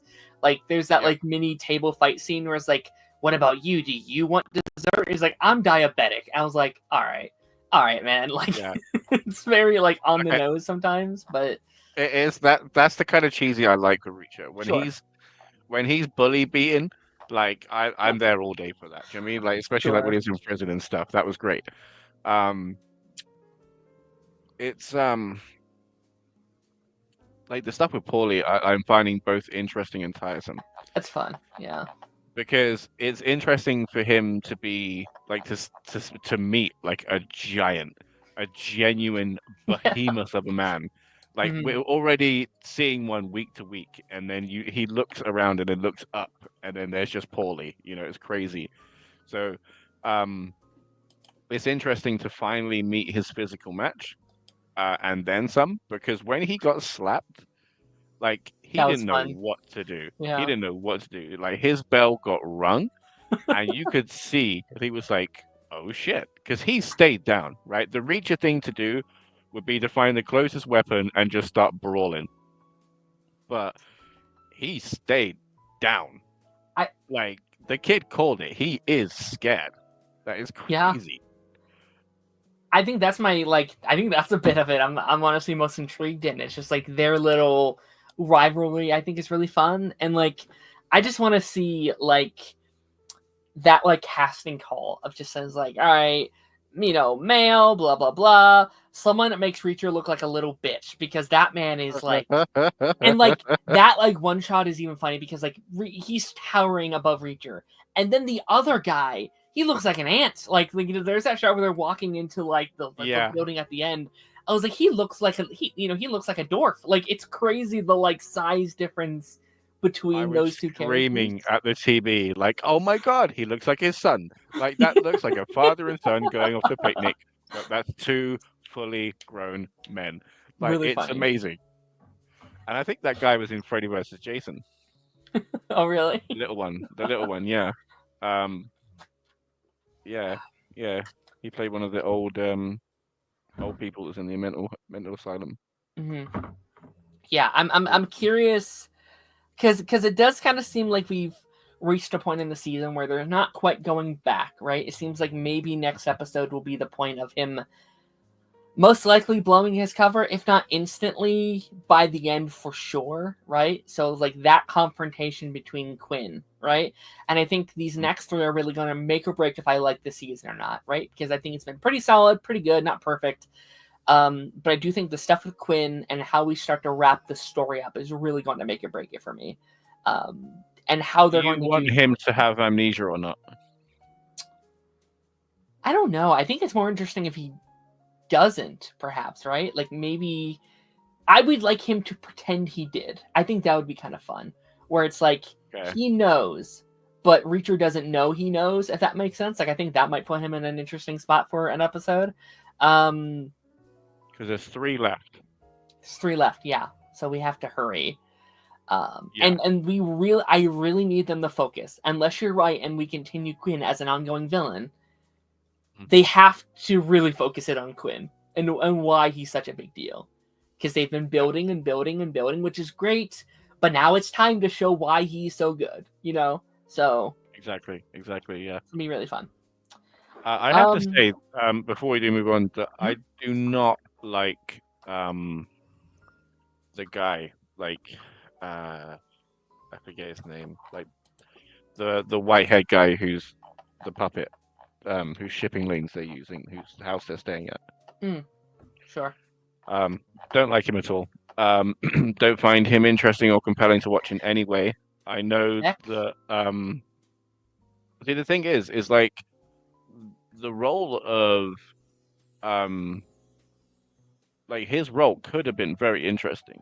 The fact that he was this big, tough, alpha boss businessman, like mafioso kind of type, but then you pull away at the armor and you see, oh, he's just a puppet. You know what I mean? Like all of this is a show because he has to keep the show going. Yes. If he doesn't, the whole house of cards crumbles.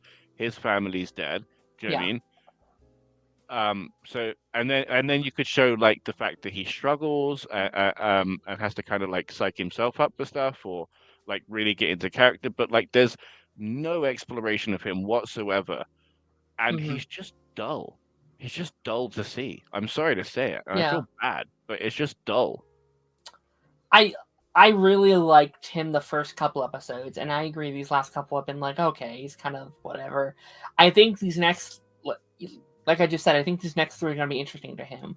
Once he finds out who Reacher is, I think it's going to be interesting. Because then you have a place of like, okay, is he going to stick to his norm and go against Reacher? Or is he maybe going to look for him to help? Like, are we eventually going to have him at a place of like, listen, I can't keep doing this. Like, he's under my thumb, and this is why I've done A, B, and C, and then maybe maybe seeing that redemption a little bit, because I think redemption is the only interesting thing you can do with that character. If they double down with him, don't know if I'll care so much. So I think I agree on that front. Whose test do you think the Russian roulette is? Do you think that's his test or McCabe's test? I don't know, maybe a bit of both, right? Like we don't know how much control he has. Is it just like, hey, I need you to do this, and then you run how we get there? Or is it, I'm running everything, you're just a figurehead kind of thing? Yeah. So at that point, I question whether or not he would serve punishment. Do you know what I mean? Yeah. Because, like, you are a kidnapped victim who has been, like, ostensibly Stockholm syndromed into committing crimes. Do you know what I mean? So at what point do you put blame at their feet? You know what I mean? So obviously the kid's going to be looked after, and that's like is probably going to be his bargaining chip. You know, like make sure my son's going to be fine, and I'll help you, kind of thing. Sure. To be fair, if he went in prison, I think he'd survive, especially if he turned coats. Yeah. Yeah, and I'm so worried about the kid because he's so attached to Reacher. Like, he even listened to Reacher over his own father this episode. I was like, oh no, that's gonna hurt when he finds out he's been lying to him from day one. And yeah, no. But no, fun episode. I'm excited to see how these next couple turn out and kind of where we go from this point onward. Yes. Yeah, they have the benefit of the doubt, and it'd be nice to see Neely at the end. Yes, I'm excited for that too. Yeah, we're gonna be moving on to our final show here. A show that I talked about on Ronan's channel this week, actually. Ronan, are you still there, Ronan? Yep, I'm still here. Okay. Can you tell the people what show we talked about on Thursday? Absolutely. The motherfucking show. That's what we thought. Invincible. We talked.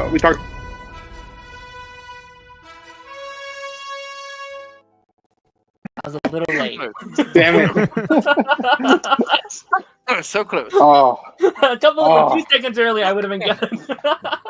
Oh. Guys, this episode. What the fuck? Yeah, we talked a whole hour over on your channel. We had a lot of fun there. Taz, let's start with you on Invincible. I mean, this, actually, I'm gonna ask Darth first, actually, because Darth, you were very passionate that they spent a little bit more time on this episode going into it. You're like, can the Invincible War be a one-off or maybe even a two-off thing? How did you feel that it was a one and done kind of episode? Did that make you happy? Did you know about how long it was in the comics as well? I didn't, and I'm very disappointed. Okay. Right? While also like it's like having the best Christmas present ever, but it's not what you want. Do you know what I mean? Like, because it's still really, really, really, really good. It's still phenomenal. But I just wish it went on for a little bit longer. Sure. It's an interesting thing because like I had heard before we talked last week that it was a pretty short thing in the comics as well, and Ronan may or may not be able to give us more info, or even Taz, because I think you both have read a little bit. Yeah. But while I'm okay with the length, I do think some things could have been paced out a little bit better. Because while I think the event itself makes sense with how long it is, there are some things where I was like, I wish we could have sat on this a little bit more. I wish this thing could have been paced out a little bit better. Yeah. 100%. So that's going to be... It's interesting, right? So obviously I knew going into this that the Invincible War in the comics was one issue. So I was fully expecting it to be a one and done episode. We know in the past that Invincible has combined multi-issue stories into, down into a singular episode. So allowing a one-issue thing to have its own episode, I kind of, knew that this is where we were heading this season when we knew we were getting, the black and blue suit. Had some teasers as far as, what to expect in the season. I was like, okay, we're going to get to Invincible War, and then we're going to end the season off with Conquest. Like, that was kind of the thought going into things. My biggest critique with the episode itself was the fact that we never really got to sit on anything for too long before we moved on to something else. Like, I think it was a lot of big jump cuts around to in the middle of fights or at the beginning of fights or the aftermath of a fight, but we never really got to fully see anything, blossom, I guess is the best way to put it. The biggest things that we had were Mark's initial interaction with, Mohawk Mark at the prison. And then, the interaction with, Cape Invincible and Omnivincible when Eve got, kind of messed up a bit. And then we got a whole bunch of jump cuts around to, different cities all around the world. The fight scene in the Guardians headquarters was actually really cool. I thought that was probably the best one out of all of them. Mm-hmm. I just wish that every fight and every interaction that we got had a little bit more time to brew. Sure. And also, I think I still stand by my opinion of Angstrom Levy, is that he is just not a super compelling villain. Like, I just don't think that we know enough about him, and that I don't think we've gotten enough of him to really feel his anger and his hate for Invincible. Like, I think they did a better job of building up Powerplex as a foil to Mark than they did Angstrom. Like, even though we've had Angstrom since season 2, like, he just seems like a guy who just hates Mark because he stopped his evil plan last season and he wants to get back at him. but it just doesn't, it doesn't So- feel as impactful as it should. So do you feel that like they needed like more of a previously on, right? Because they gave us like enough context of why like each of these individuals, these 18 people, Yeah. are the exact reason that Angstrom Levy Mhm. hates Mark and Yeah. a multitude of others in horrendous ways that he remembers all of them. Right. Do you know what I mean? So if I would say that if we were to explore that further, he would be more compelling. But as Yeah. just him shouting, saying, "Meh, meh, I'm gonna get you, meh, other Yeah. dimensions, meh." I just wish that he had more of a reason and a connection with our Mark. Sure. Like, the reason he is destroying our Mark's world is because of these other Marks that he has recruited, Hmm. right? And now, it'd be one thing if they explained it in a way of, okay, all of the, the different Angstrom minds melding together, he can't really differentiate, the good Invincibles from the bad Invincibles, and that's why he has such a hatred for our version of Mark. Sure. And he's willing to go to these depths of, employing the evil Marks from across the multiverse. But again, when we have our Mark only try to help and stop Angstrom when he's doing, evil things, to then have Angstrom be the root cause of the problem and become the very thing he swore to destroy. Sure. That's That it's does make as there is a simple as big that. disconnect there. Yeah. I do see 100% what you're saying, and I fully agree. Yeah, there's nothing you can say other than that. Like, goddamn, you're right. Yeah, Right, and And- it hides well because Yeah. Sterling K. Brown like commands like a Yeah, lot of authority. great with stuff. performance. Fantastic. I think yeah. the episode itself was still really good. I really enjoyed this episode. This is one of my favorite episodes of Invincible. I think I will always Wow. come back and watch this episode. I just seeing all the different versions of Mark, seeing the interactions, like when they're all just kind of floating there in a circle, right? You really get a feel for the different versions of the character. Like the fully masked Mark was like, oh, I miss mom, and the other Mark was like, I miss William, and like Yeah. all you just little lines like that really tell you so much about where these versions of Invincible came from. And I loved the Omni Mark just like floating up there while Sinister Mark or whatever was just throwing lines out there, and he was like, cursing doesn't make you cool. And him hating Eve. He's like, I always hated you. Yeah. Like, whoa! Yeah. Like, Yeah. Right. And it's just like, Wild. I feel like we get so much more character building for these alternate Marks than we ever really did for Angstrom. Mm. Like mean- I It felt still more wasn't of a enough. connection. Yeah. Like I felt more of a connection to them, and I felt more for Mark in that sense, like he was just being targeted, I guess is the best way to put it. And especially coming off the heels of what we just saw in the Powerplex episode, with him already being very hard on himself for thinking that it's his fault that these things have happened, that Chicago unfolded the way that it did, for blaming himself for the death of Powerplex's family when it's really his fault.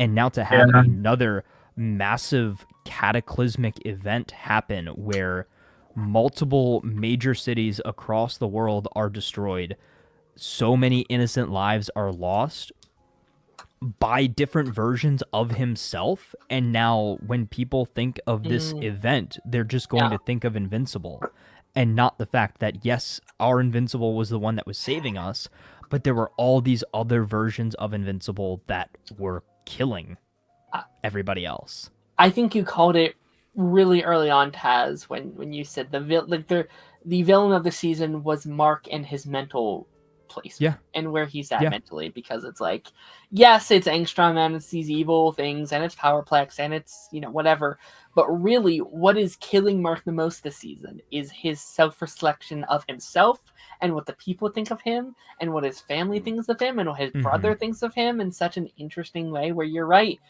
Mark after this episode I think is going to be broken, right? Like it's he his is- self-doubt, and he has the weight of the world on his shoulders, and he does not feel like he can live up to the name.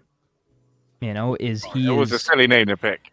Yeah, but he's trying to carry so many burdens, though. He's trying to live up to the kind of hero that people thought Omni-Man was.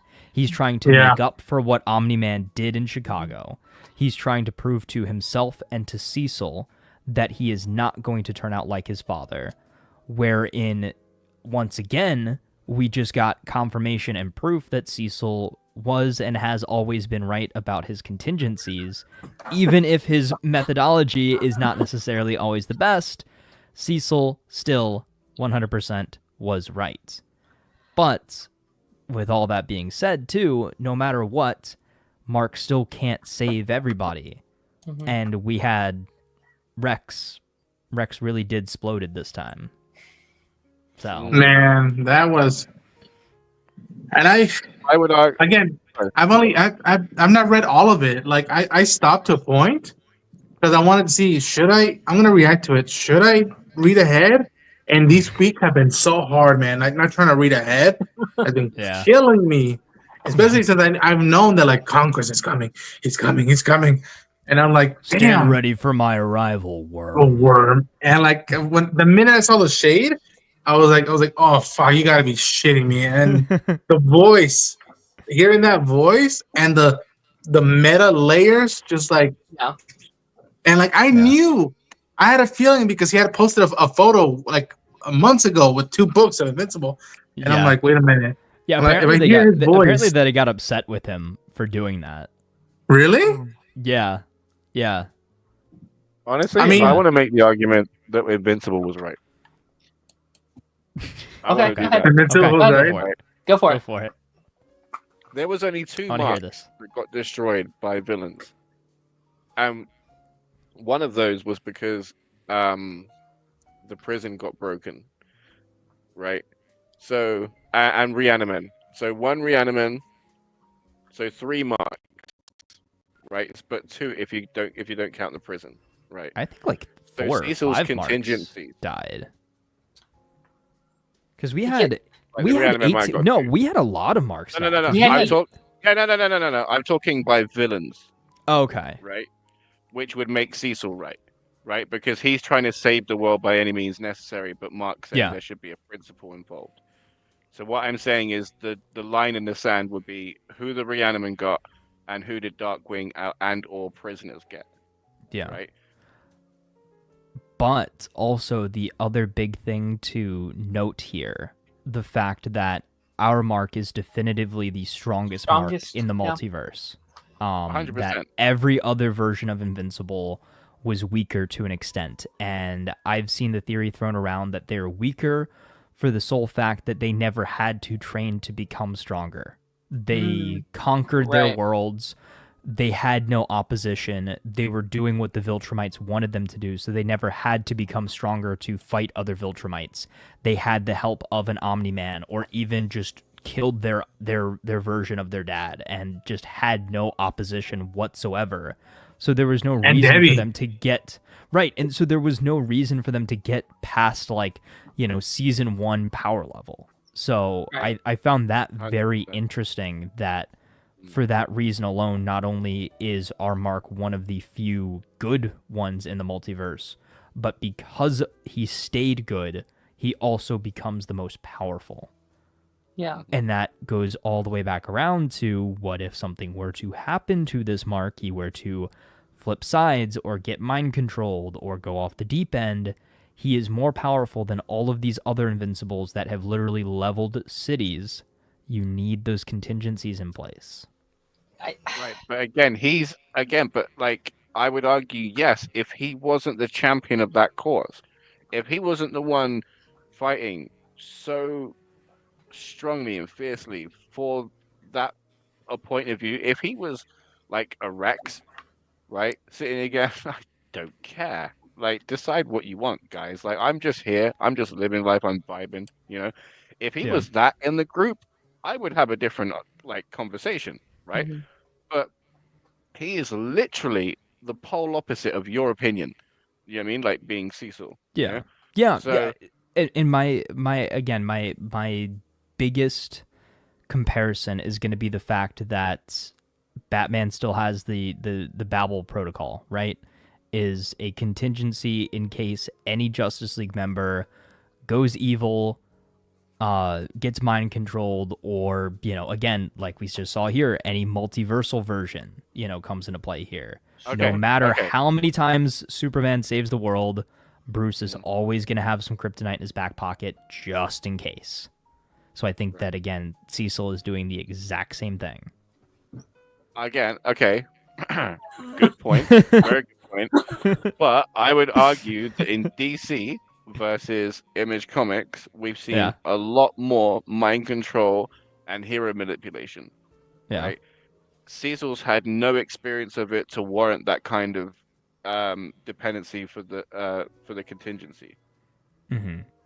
But I mean, for all he knows, he's pulling that, like, not you, but he would be pulling that argument out of his butt, saying, "Oh, well, you can be mind controlled any minute." Yeah, but it also for a weekly basis, right? But for all he knows, Nolan's gonna come back to Earth and is gonna be like, "All right, Mark, time to do your thing now," or with Conquest. And it's not just for Mark either, right? It's for for all the other Viltrumites. Now we've got Conquest. We've literally got like Viltrumite Thanos.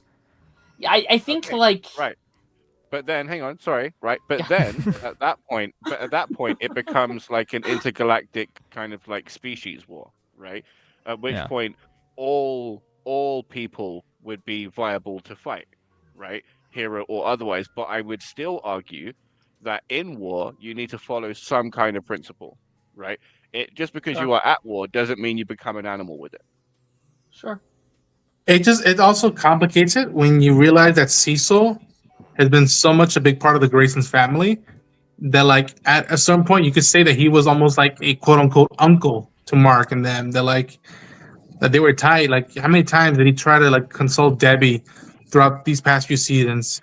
Yeah. And be like, I'm not doing this out of malice. Like, maybe the way I'm doing it comes off that way, but I'm not. And like, to me, what meant a lot to me in this episode was when he walked down the hall and he said, if you need to talk to anybody, and he tells him, you're the last person I want to talk to. But thanks anyways. To me, that felt that meant a lot. To me, that felt that like, was progress. That meant like, hey man, maybe I screwed up here and there, and him being like likewise. Like, oh yeah. I think it's like we can both admit that we've kind of done some stuff that we're not proud of, but we're like, somewhat again, on the mend. What upsets me, I guess, more than anything, is the fact that like Mark chose Cecil, he chose Debbie, he chose like all of the humans, he chose everybody. Do you know what I mean? And then to sit there and put a device in his head at most when he's most vulnerable, like, to me, diminishes that choice. It doesn't celebrate it as much as it should have been, because as we have seen, there are countless versions where he does just make that easy choice, right? Mm-hmm. But this one chose to stand up and be a champion and gets punished for it. Yeah, I do agree. I do agree with that point, that by putting these countermeasures into place, that you are almost throwing that decision back into his face of wanting to protect Earth. Like 100%, I definitely see that point of view. But again, I think at the end of the day, it comes down to Cecil not wanting to take any chances. He doesn't know that Mark is not going to change his mind. He doesn't know that somebody is going to convince him to do something else, or agree with a different side, or again the mind control thing, or there's going to be a bigger, badder Viltrumite with the exact same weaknesses and everything. Like, think about how all of the other Marks, again, they are not quite as strong because they didn't have to go through a lot of the trials and tribulations that our Mark did, and how our version of Mark used that weakness against his other selves by, like, bashing in the ears of one of the other Marks. So even he went as far as to exploit the weaknesses in a very similar way to Cecil. Hey, hear me out. Yeah. Something I just thought of, right? Mm-hmm. Cecil, has spent more time surveilling Mark and being in his life than he spent in prison, which changed his whole belief system. Right? So he should know. Oh, 100%. Yeah, he only spent like 3 years in that prison, right? He has spent like the whole time surveilling the Graysons since Omni-Man landed, right? Okay. Dipping in and out of their lives, right? So he spent an exorbitant amount of time being in Mark's company that he should know wholeheartedly where he would land. Okay, here's my counter to that though. I think he does believe that Mark is a good person and that Mark won't betray it, but I don't think he's able to take that chance, right? Like, I think this is way above how he feels about Mark, how he feels about Grace, and his own moral morality. He's like, this is above me. This is thousands, if not millions of lives, not billions of lives on the balance of, like, if I am wrong, if I fail, if I am wrong like I was about Omni-Man, people will die. You know what I mean? So it's But like, again, like we talked about episode 2, it's like, it's not necessarily did Cecil do the morally right thing? Because the answer is no, right? Like, what he did was not morally okay in any way. But was it the right decision? That's, I think, still up to debate, because I understand how he got there. I love the debate. No, it's so much fun. Like, I think this is the most... The fact that we're still talking about it a season later, yeah. Like, after the penultimate episode, and we're going to most likely talk about it even more next week. Me and Ronan were like talking about this on his stream, where I was like, we ended that stream not agreeing on what side was the right side, and that's so much fun. I don't think we've ever had that with the show, which is really fun. I think want to jump to a couple of things because we are kind of running out on time here. I do want to talk about Rex. Ray, he loved you. I hated him at the start. As you were supposed to. What an arc! Like the douchebag that I've known in high school. I've known Rex all my life, and then him having that arc. And I'll let y'all talk because we talked about it. But like, to me, both what Rex has gone through and what Ray has gone through has brought so much fresh blood to the show that it technically didn't really need, but it kept it so fresh that like I'm like, okay, season 4. Before this, let's go with Rex and Ray for 2 episodes. Let's see how they do. And they're obviously gonna bone. And like, it was just so. And his fight.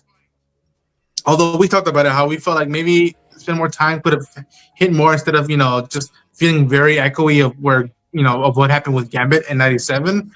That like, to me, I appreciated that like he went at it and knew. I think he even knew he was gonna go, but he wanted to go down swinging. And him throwing the dirt and them exploding like that, I was just like, So, but yeah, Jason Mantzoukas, what a find and what a performance. Yeah. Yeah, because this is something I actually wanted to talk to you about, Darth, because like Ron said, it felt very, very, very similar to a death scene we had last year in another show, which happens to be my favorite death scene probably of all time. Like, I think how they did that character death was incredible. And I do think that, like, just for me personally, undercut it just a little bit. Not Invincible's fault whatsoever. They did an amazing scene. But I feel like it was so similar. It's like, oh, okay, that kind of feels like a slightly lesser version of the scene we watched last year. And also, it's just like, I do wish they could have focused in on it a little bit. Because it did feel like they kind of brushed past his death a little bit with the Invincible War, with the stuff with Angstrom, with Conquest. And by the end of the episode, you're no longer thinking about Rex's death. You're thinking about all this other stuff that just happened. And I kind of feel bad because he's my favorite character. I will say because spoiler, we do come back to it.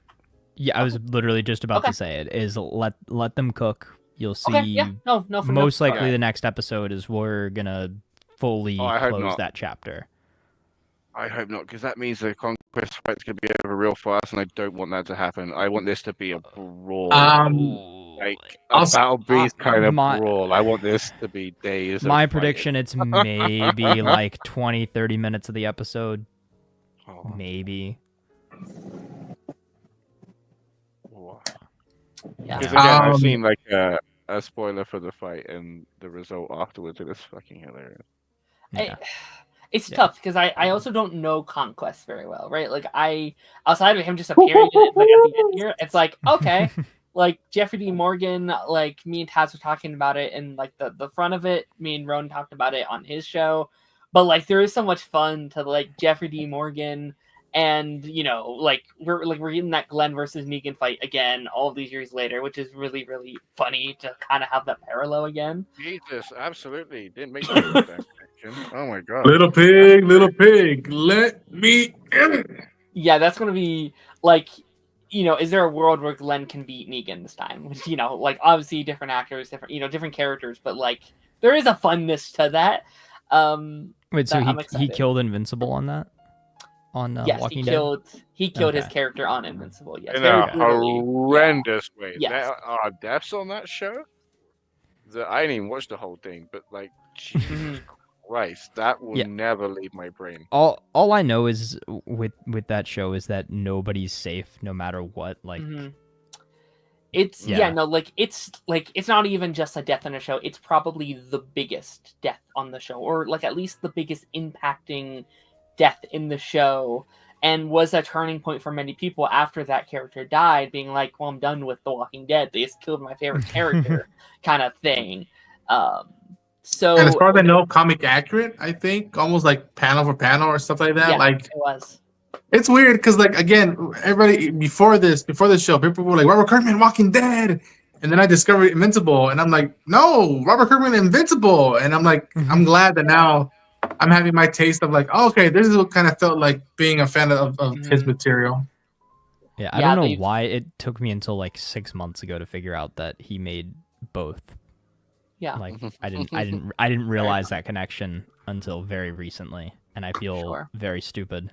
I have to agree with Darren though. I mean, I know we're going to be going back, but in the time that it happens, it did get brushed over quite fast. So depending on how they handle it, yes.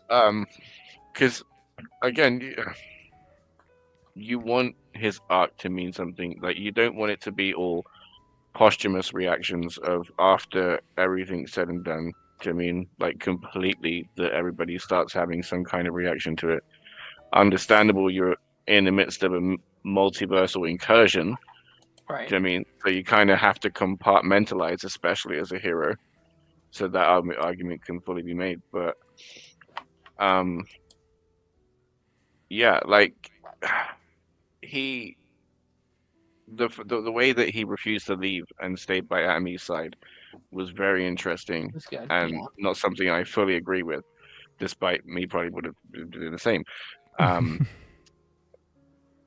then, like when he heard about Rex, it just wasn't as big of a reaction as I was imagining. Yeah, I understand that he's gone into the conquest fight kind of mad, but not like, like when he fought Thula last season, when he kind of goes like bloodthirsty Super Saiyan mode, and then like just like fights on instinct, and everything just kicks up a whole notch.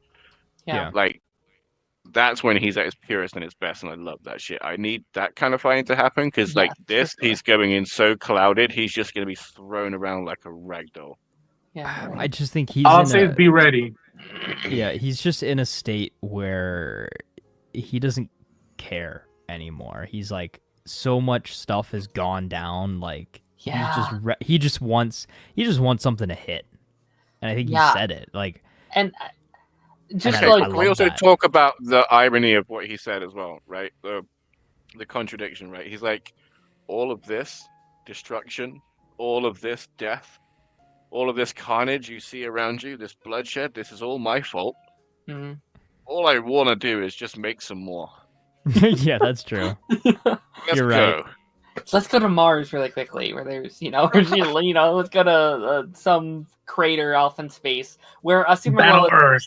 Yeah, like where Superman fought Doomsday the at the end of Super Low season 3, where there's no one else. You can just brawl it out, right? Let's go to Viltrum.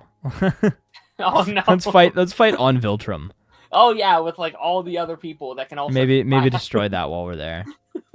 That's a good point, right? Because if there's only 50 of them left, right, and they're like they've got a whole empire, is there anybody at home? Is there anybody getting the mail? Mm-hmm. Good question. Maybe some children, right? Like maybe some. I don't know. Good question.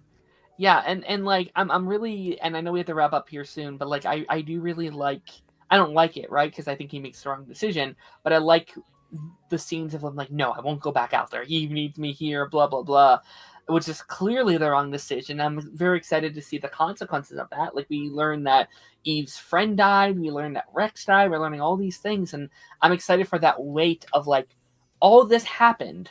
Could I have saved any more person? That like Oliver thing, like during Crisis, where it's like just one more. If I can just save one more person, then it's worth it.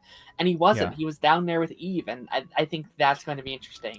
Speaking of Oliver, we completely brushed over him this entire episode. So much happened. He like completely did kind of a 180, and Oliver was more like Invincible than Invincible was. Helping. Like they kind of role reversaled a little bit. Like until the Langstrom scene. Mark was being very selfish, I think, throughout this entire thing. And then, then we get to that final scene, with Angstrom where he's ready to kill him.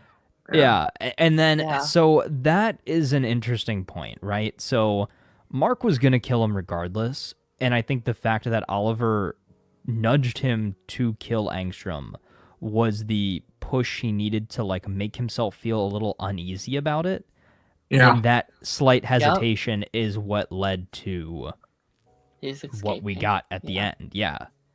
It's interesting because like I think Mark would 100% be like valid to kill Angstrom right there, right? He just killed thousands upon thousands of lives.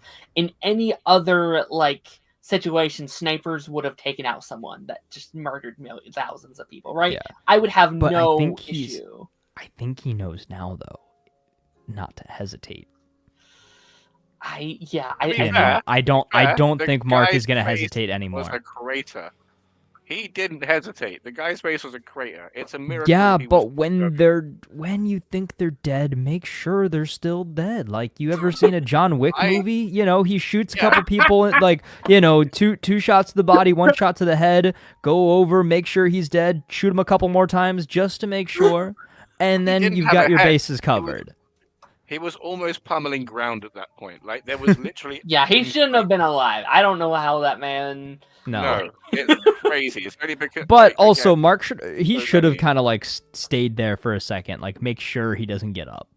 In fairness, Mark wasn't in a great headspace, right? Like, he was yeah. Yeah, he was out of it. He was out of it. Well, to be fair, he could kind of take it. So, as well... I'm interested to see if we get like as wizened and tired of life as immortal, right? Because as may or may not be known, like we are dealing with a guy that has the lifespan of hundreds, if not thousands of years, right? And we're gonna see like an X amount of said life, right? So I'm really interested in how they handle that because it could just feel really quick and undeserved, or it could feel like we've spent that whole time with him. Do you know what I mean? And then because by the time we get to him, like in that thing, I know we're talking like distant future, but it has the danger of being a character that we don't know. I wish I liked Immortal more. Like, I know, like, the whole point of him is supposed to be he's this giant asshole, right? But, man, I would, like, when he's like, I'm retiring, I was like, thank God. I was like, no, but so why do Immortal and Kate get the happy ending, yet Rex has to freaking die, and Ray is just left, like, alone? Selfishly, I do have that feeling of, like, Rex gets to grow as a character, and these selfish piece of shits. And even worse, Eve's dad is just sitting there being like, brr, brr, brr. And I was like, you son of a bitch, why do you get to live and Rex doesn't? Yeah.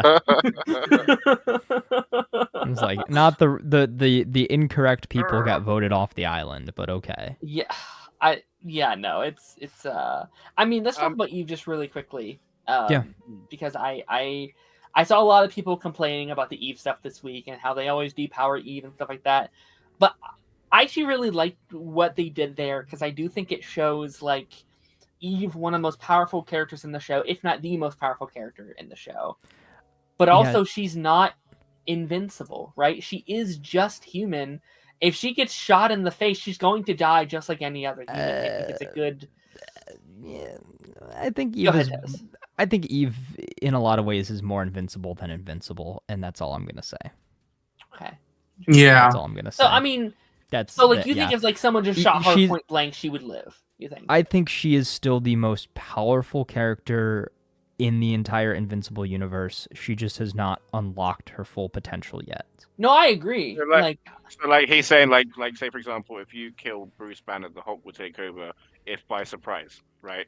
So like even if you caught her off guard, would she still would something in her physiology like regenerate because her brain can't go, oh, I need to fix this because it's all surprise. Yeah. So people had issues with Eve. Yeah, like people were like, oh, they like depowered Eve. Oh, they're making her look so weak. Which like I can get to a point. Again, she's fighting like 3 Viltrumites at once. Yeah.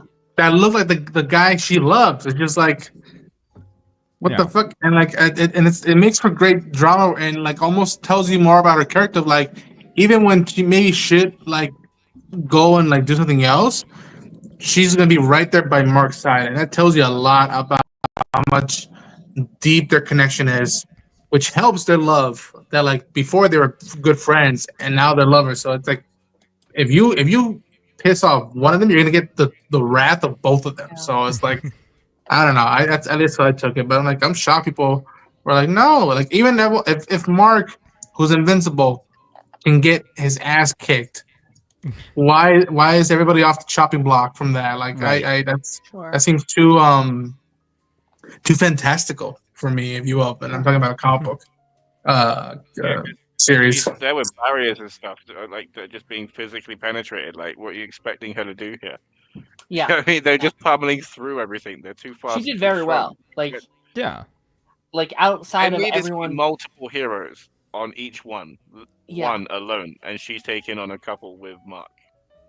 100%. Well, yeah, like I think she did better than every other hero that isn't Mark, right? Like she was holding her own, and if that didn't happen to her, maybe she could have even taken 1 or 2 down, right? Like I mean, think about the amount of heroes that actually died to these different Invincibles, including Rex.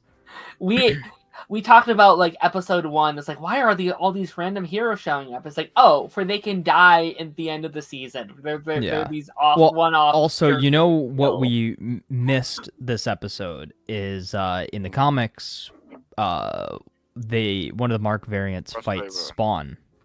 I was gonna say, dude, I was just about to ask. Please continue. I was just about to ask. I'm so glad you mentioned it. Please go. Yeah. So that was pretty much it. Is Spawn was supposed to be in the place of whatever that like the wolf creature. Oh yeah. Yeah. So that was supposed to be Spawn. There's also Mr. Madman or something who gets one with a yo-yo. Like there's a couple of crossovers. Yeah, and then some characters that are actually pretty big too. I think Savage Dragon was supposed to be in this crossover as well. Yeah, I could be wrong. So there's considering the guy that creates it owns the rights and everything. Like, how do you feel that like he didn't just say, "Hey, chuck these in"? So again, we talked about this with those first couple of episodes when we said that all of those like kind of like generic heroes were popping up with Doc Seismic and stuff like that. I think again from what I've heard, it sounds like if a character is used on Invincible, then Amazon has the rights to those characters for X amount of time. Sure. So if they want to save those characters to potentially do projects with them outside of Amazon, they can't use them in Invincible. So that means that we could potentially get a Spawn movie or a Spawn series, something like that, separate from Amazon. Or, I wonder if that's why they had, like, not cameos, but characters that look like they're cameos. Like, there's that one that looks like Starlight. There's that one that looks like One Punch Man. That's like, is that One Punch Man? I was like, no, it isn't. So it really looks like it. Face was too serious. Yeah, so I think at the end of the day, with a lot of things, it comes down to rights. It comes down to rights, Yeah. rights issues, or preserving the rights for a specific character. Sure. But then again, I got giddy because I saw Tech Jacket, or I saw, Yeah. like again, the guy, the character that took Spawn's place was Werewolf or Wolfman, whatever, and I'm like, that's from the Yeah. books and whatnot. And so like, Yeah. Britt showed up, played by Jonathan Banks, if I'm not mistaken. Like, I'm like, that is Mhm. wild to me. They're like, all right, Right. cool. Like, so they are allowed to use like Mhm. quite a bit. It's just certain things you're not going to get. Again, same sort of reason why we had to have Agent Spider instead of Spider. Yeah. Yeah. You know. It was funny, just that you mentioned it, that that Mike got to arrest Jesse in this episode. Mike from Breaking Bad. Mike, what's his name? What's the actor? Jonathan Banks. Jonathan Banks got to arrest Powerplex's character. Yeah, which I will say I was right about the Powerplex thing last week. I said he did get to kill an Invincible. I was like, how cool would it be if like he gets out and gets to fight these evil Invincibles and Yeah. lets out that rage? And he did have fun murdering an Invincible. Which another week, And the real one turned up. He's like, "No, why are you here? Oh no!" in that final bit with him, it would have been the perfect time to just slip in the "they can't keep getting away with it." He Like, can't keep getting away with this. It would have fit in perfectly because he's right. Like that's his whole theme Yeah. of the season is like Mark keeps getting away with this shit. It's crazy. Yeah. Jonathan asks, who's going to be part of the Guardians of the Globe? Half of them are either retired or dead. That is one thing I was very interested in the episode when he gave him like, you should lead the Guardians. I was like, oh, I would really like to see that. I think that'd be really fun to see. And he's like, no, I'm not going to do it. I was like, damn it. Yeah. Are we mad he didn't, or do you think that's the right move? I mean, I think it's definitely the right move. I think Robot's honestly going to be the leader Again, now yeah. going forward. Yeah. I mean, I think that's pretty easy move, but also, You down with Maybe two? not the right move. Robot can't necessarily be trusted either. So Okay, I was gonna say, right, like this guy looked villainous in season 1, right? There was so many like cuts of him looking sinister with music going like dun dun dun while he's there like formulating his plan to just steal Rex's I mean, DNA and everything. he's not a nice guy. Like No. that's all I'm gonna say. He's not pure of heart. How about we'll leave it at that. But yeah, so I guess what Robot, Monster Girl, Well, they're technically not on the globe anymore, right? Or How Black, do you feel about Mark Black being offered? Samson, Like, do you think Mark Shapesmith. would have been the right choice for the Guardians? Just because he stands up to Cecil. Yeah. Yeah, Which is a good he's- point, but I think even he has to be like, I'm ready. Like, you can't just put me Yeah, just because and- I stood up. Like, I'm even like we said mentally, he's not there yet. I think Yeah, it would be cool. I haven't read the books yet that far. That I think when he has to step up to the plate and he's like, okay, I can't put everything on my shoulders. I think that's when he's gonna be fully ready, and I think that's when he's be his most powerful, and he'll probably do the best good work. Yeah. yeah, and he's not Yeah. he's not necessarily really a team player yet either. Like the only person he really Sure. works well with is Eve, and Eve even probably would be a better then. pick, to be honest. Right, Like, I and think Eve would even fit well. then, what you saw in this episode is that he is so worried about Eve getting hurt that he can't even focus on the fight himself. So he's got that issue to worry about as Yeah. well.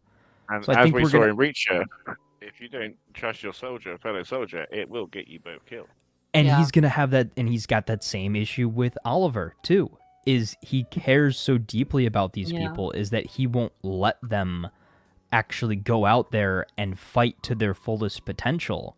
So he's too busy not only trying to protect his partners, but he's also distracted from the threats Mhm. with that as well. So who do we currently have left? Right? Like if like all of Team is back on the Guardians, right? Monster Girl, Robot, Black Samson, Bulletproof? Is that it? Bulletproof, yeah, Shapesmith, Shapesmith. So it's think what, Ray- five? possibly Darkwing. Darkwing's Darkwing unconfirmed. Mm. I kinda Darkwing think Darkwing's dead. Darkwing MIA.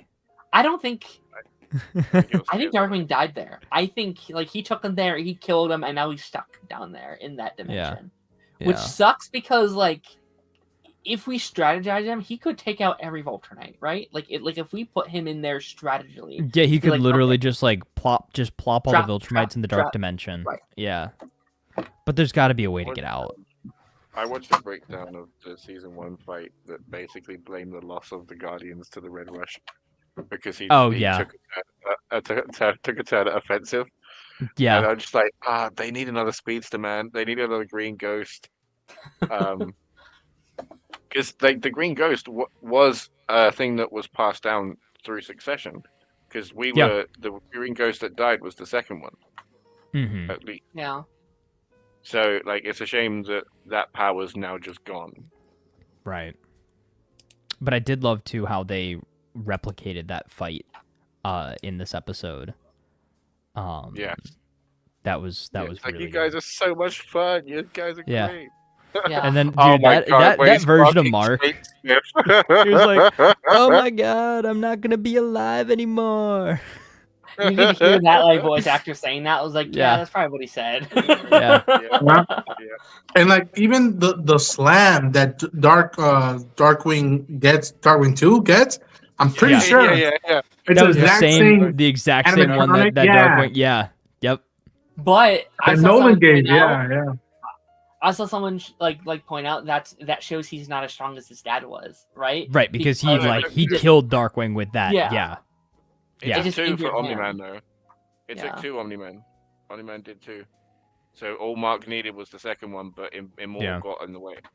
So like, just as strong as maybe. Yeah. And the fact that Immortal not only died again, but died to a weak version of Mark. Yeah, that's. Yeah, like all my homies hate Immortal. Just like I saw someone point out that Powerplex on the game. I saw someone like point out that like Powerplex is stronger than all the Guardians of the Globe because no one was able to take down a Mark, but he did. He took out 2, right? Like he took out. Yeah, you know Marks? what? Actually, where was Bulletproof? What was he? He was fighting off the one by Rex because he got Rudy and Monster out. Yeah, you're right. But yeah, it's weird because like, again, another way to die, your head gets knocked off again, and it gets slammed through your girl's belly or a copy of your girl's belly, which I was like, oh Jesus Christ. Yeah. Something funny that I would have actually liked to have seen is an interaction between Bulletproof Invincible and Bulletproof. Just be like, you stole my suit. No, you stole my suit. Yeah. I think that just like a silly little interaction there, and then one of them dies. Like, Jonathan says maybe Riley, who was the girl in the desert, will join next season. Oh yeah, they confirmed that just keeps best. going and going. That's the best running gag. It's such a Phineas and Ferb bit where they. It is. Roaring. I was like, oh my god, can you imagine? This is it. And they just spins it off. I was like, no, this like, guy. Get back in your tomb, you stupid mummy.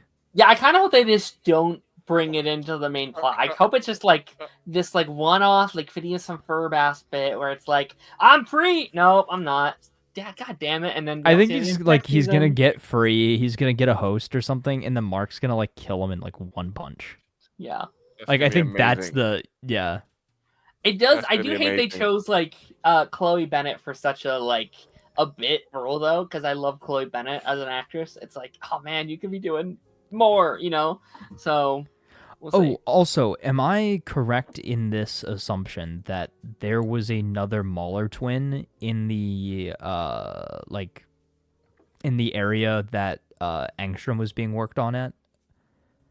Like in the flashback, was that another Mauler? Yeah. So that was another Mauler. I think so. Yeah. It's amazing you brought them up. Those technicians, right? When they started speaking, I was like, "Oh, I know who that is. And it was the amazing Doug Bradley. Yeah. Who is in Clive Barker's Hellraiser. Okay. Amazing. Where do we think that's So- going? Like, I know we have to wrap up here soon, but like, where do we think the whole Angstrom technicians thing is going? Because it seems like they're like. I'm not super familiar with where that goes in the comics, so whatever I'm going to say is not going to be a spoiler. So I don't know what's going on with them. I know something happens with the Invincibles that got banished to the Wasteland, but again, I don't know what it is. I would hope that we get to see all of the evil Invincibles team up and just clean house and wreck Angstrom. I would love to see that. I've seen what happens. Okay. I've had it spoiled. I'm not going to say anything. All I'm going to say is that I'm worried about it because I worry again that like this, it might just be just kind of a very quick brush over. While this was great for some action, like you said, I feel like it just kept jumping halfway in between fights. Sure. And it wasn't enough of any of them. Do you know what I mean? Like, well, I mean, it kind of, draws comparisons to the actual comic. It was just a lot of splash pages. It was just a lot of like, boom, boom, boom, boom, boom. This is what's going on. Let's move on. Right. But the fact that it's an adaptation, is you should be expanding on it. Yeah. Yeah, right. And this would be a phenomenal chance at a character study of Mark, right? Yeah. You have 18 goddamn versions of the guy interacting with his friends, families, heroes, and villains. Like, this should have been the time to have, like, the biggest case study of the man that could have been taught in a goddamn school. Do you know what I mean? But it was missed for, Darren said, like, a lesser Gambit death. And just a case of here's some multiversal stuff at a time when everybody is just getting kind of tired of it, if we're honest. Do you know what I mean? Like, and we're struggling to maintain some sort of energy for it. Sure. So, like, that would have been the whole thing to make this way more impactful than it already was. Sure. Absolutely. Yeah, I mean, we got to wrap the stream up pretty soon. I know Taz has to get out of here, but do we have any predictions? Do we have any theories? Anything we want to, going into the finale next week, which is crazy that we're at the end already. It's sad that we're already here. Yeah, and then we're gonna have to wait a year plus for more Invincible. Hopefully next year. They've said that they're trying to get a season out a year. Which so would you rather the next season come out in exactly a year, or you wait a year and a half, maybe 2 years, yet the animation is back on par with like season 1? Nah. Lower time. Really? I don't care. I've seen this discussion. Go ahead, Ron. Go ahead. Go ahead. I've seen this discussion a lot, and like I get the mentality of like I'd rather wait for better animation. I get that. I'm also not someone that's bothered by the current animation, though. I'm not like I'm not saying I'm being like, boo, I can't believe it looks like this. Like, if it keeps going down and down, like next season, if it looks even worse next season, I'll be like, okay, you know what? Maybe take your time a little bit. But right now, and again, I understand why it is frustrating for some people. Like, there were some shots this episode. I was like, okay, it does feel like they're just moving it across just a PNG, like, yeah, but like, I think if it just stays at this level, I don't have a huge problem with it. Like, would it be cool if it could go up a little bit? Sure, that'd be awesome, it'd be great. But I don't know.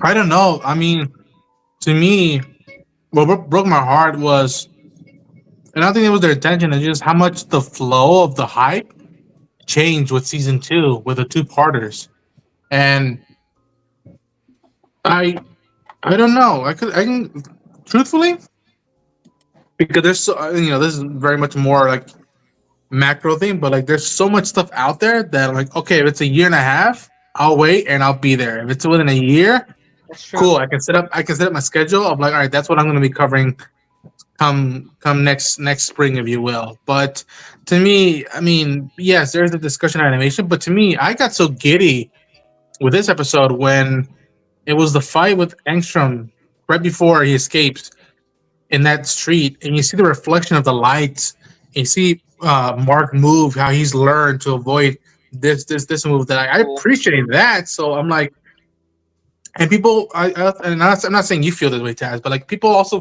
tend to forget how, and I say it because I've heard stories how fucked up the animation system is, and how they treat the artist, and how just almost little to no money is fed at them. And again, the argument could be like, wow, Amazon can't cough up another buck for these artists and give them enough more material for that, but yeah, either a year and a half, I'm there. I'm there. Like, I'm not going away. Yeah. I'm curious if season 3 will look better, because it seems like they were working on season 4. It seems like they were working on season 3 and 4 together, right? It was kind of like an ongoing process. So they will hopefully have had at least a year and a half, not almost 2 years, to work on some of season 4. So I'm curious if they keep that road rolling, if they're always like a year ahead. Hopefully, not only are we going to have a more consistent schedule, but hopefully it looks a little bit better. But yeah, no, like I'm kind of up for whatever. Ronan, I think you make a really good point where it's like there is so much content coming out. Like I feel like no matter what, we have a new show to talk about at least every month these days. So, and there's stuff we haven't seen too that we could talk about. So it's, and also next year, if I'm not mistaken, around the same time, an Avengers movie is coming out. Like people are gonna be thinking more about Avengers probably than this show, which is sad to hear. I don't know. I'd much rather have Invincible season 4 than another Avengers movie. At this point, I'd rather wait, give them time, especially with the release they got. I'll wait for Avengers for season 4. I agree with that. Yeah. There's just so much stuff. Like I agree. Like we are at a spot where like everything that didn't come out in COVID or came out last year, and now everything that came out with the strikes are these next 2 years. It's like something every month, and I'm already falling behind on so many shows I want to watch, and the big stuff hasn't started until next month with like Last of Us and Doctor Who and Andor's 3 episodes a week. I don't know how that's ridiculous. I don't know. I get why they're doing it, but also it pisses me off a little bit. Like I want to watch it weekly, not I don't whatever. And Tony said it's a Disney decision. It wasn't him. It's a Disney decision. That's so I could go down a whole rabbit hole, but we don't have time for all that. Thank you guys so much. This was an absolute blast. We should be back next week for more Daredevil, Invincible, and Reacher. I don't think anything else comes out, right? I think we're good for a couple weeks until the big stuff starts coming out. But the Doctor Who's coming soon, isn't it? Yeah, April. It's April. Is it April 4th? April, early April. April's when I'm season 5 in April. Devil May Cry, Lazarus from the Bebop creator. There's a lot. Yeah, we're gonna see. And then Dexter Resurrection this summer. I'll be like, okay, these are all the shows that are coming. Watch what you want, don't what you don't want to watch. Just like put it up to you guys because it's so much. Is that a revival or is that a whole other show? What Dexter? It's the sequel. So you have the original 8 seasons, then you have New Blood, which is the sequel series. Then you have Original Sin, which is a prequel, but it technically takes place after New Blood. Don't question it. It's like Yellowstone. It's Resurrection it's like the MCU after of, that. Like, Prime shows. It's the Dexterverse. Don't even worry about it. All of that off the correct charisma of Michael C. Hall. Yeah. Yep. Really quickly, Cameron asks, side note, did everyone see the new season of Harley Quinn? Anyone watch Harley Quinn? I have not. I've yet to watch a full episode of the show. I've watched clips. I have not seen the show at all, really. I'm now 3 seasons behind of the Harley Quinn verse. I haven't seen Harley Quinn season 4, 5, or Kite Man. So, and it's not that I don't want to watch it. I just haven't gotten a chance to see it. Like I just haven't gotten around to it. I want to see it. I'm going to eventually. TV right now, man. I don't have pay us money, and we will watch these shows and cover them. Pay us money. I will happily watch all that if somebody wrote a nice check. I will happily do so. We'll all quit our jobs where we can sit here 24/7 and talk about these shows. That'd be great. Yeah. $1 million an episode. Hell yeah, that sounds amazing. But guys, thank you so much. This was an absolute blast. going down the line, where can people find you? Taz, where are you located? Where can people find you? YouTube.com/ToxicTaz. Darth, where can people find you? Same again, just Darth Bunyan. Nice. Amazing. And Ronan, first time on the show. Where can people find you? First, thanks for having me on the show. This was a blast. You can find me at Ronan Unchained on YouTube, on all the socials, wrapping up Invincible, starting Daredevil, and next month, Last of Us and Andor is gonna kill me, but Oh yeah, I'll take it on that. Yeah. Didn't realize that was coming out so soon too. Yeah, we're gonna see how that goes. We're gonna see how we keep these under 3 hours. There's so much going on. My brain is melting. My brain is exploding. It's crazy. But yeah, again, check out the show. We should be back next Monday. Check out the pipeline this Thursday. We should, hopefully, if I get all my ducks in a row, ranking the Disney Plus premieres for Marvel now that Born Again has given us our premiere. So go check that out this end of this week. And yeah, without further ado, I will see you guys on the flip side. Bye.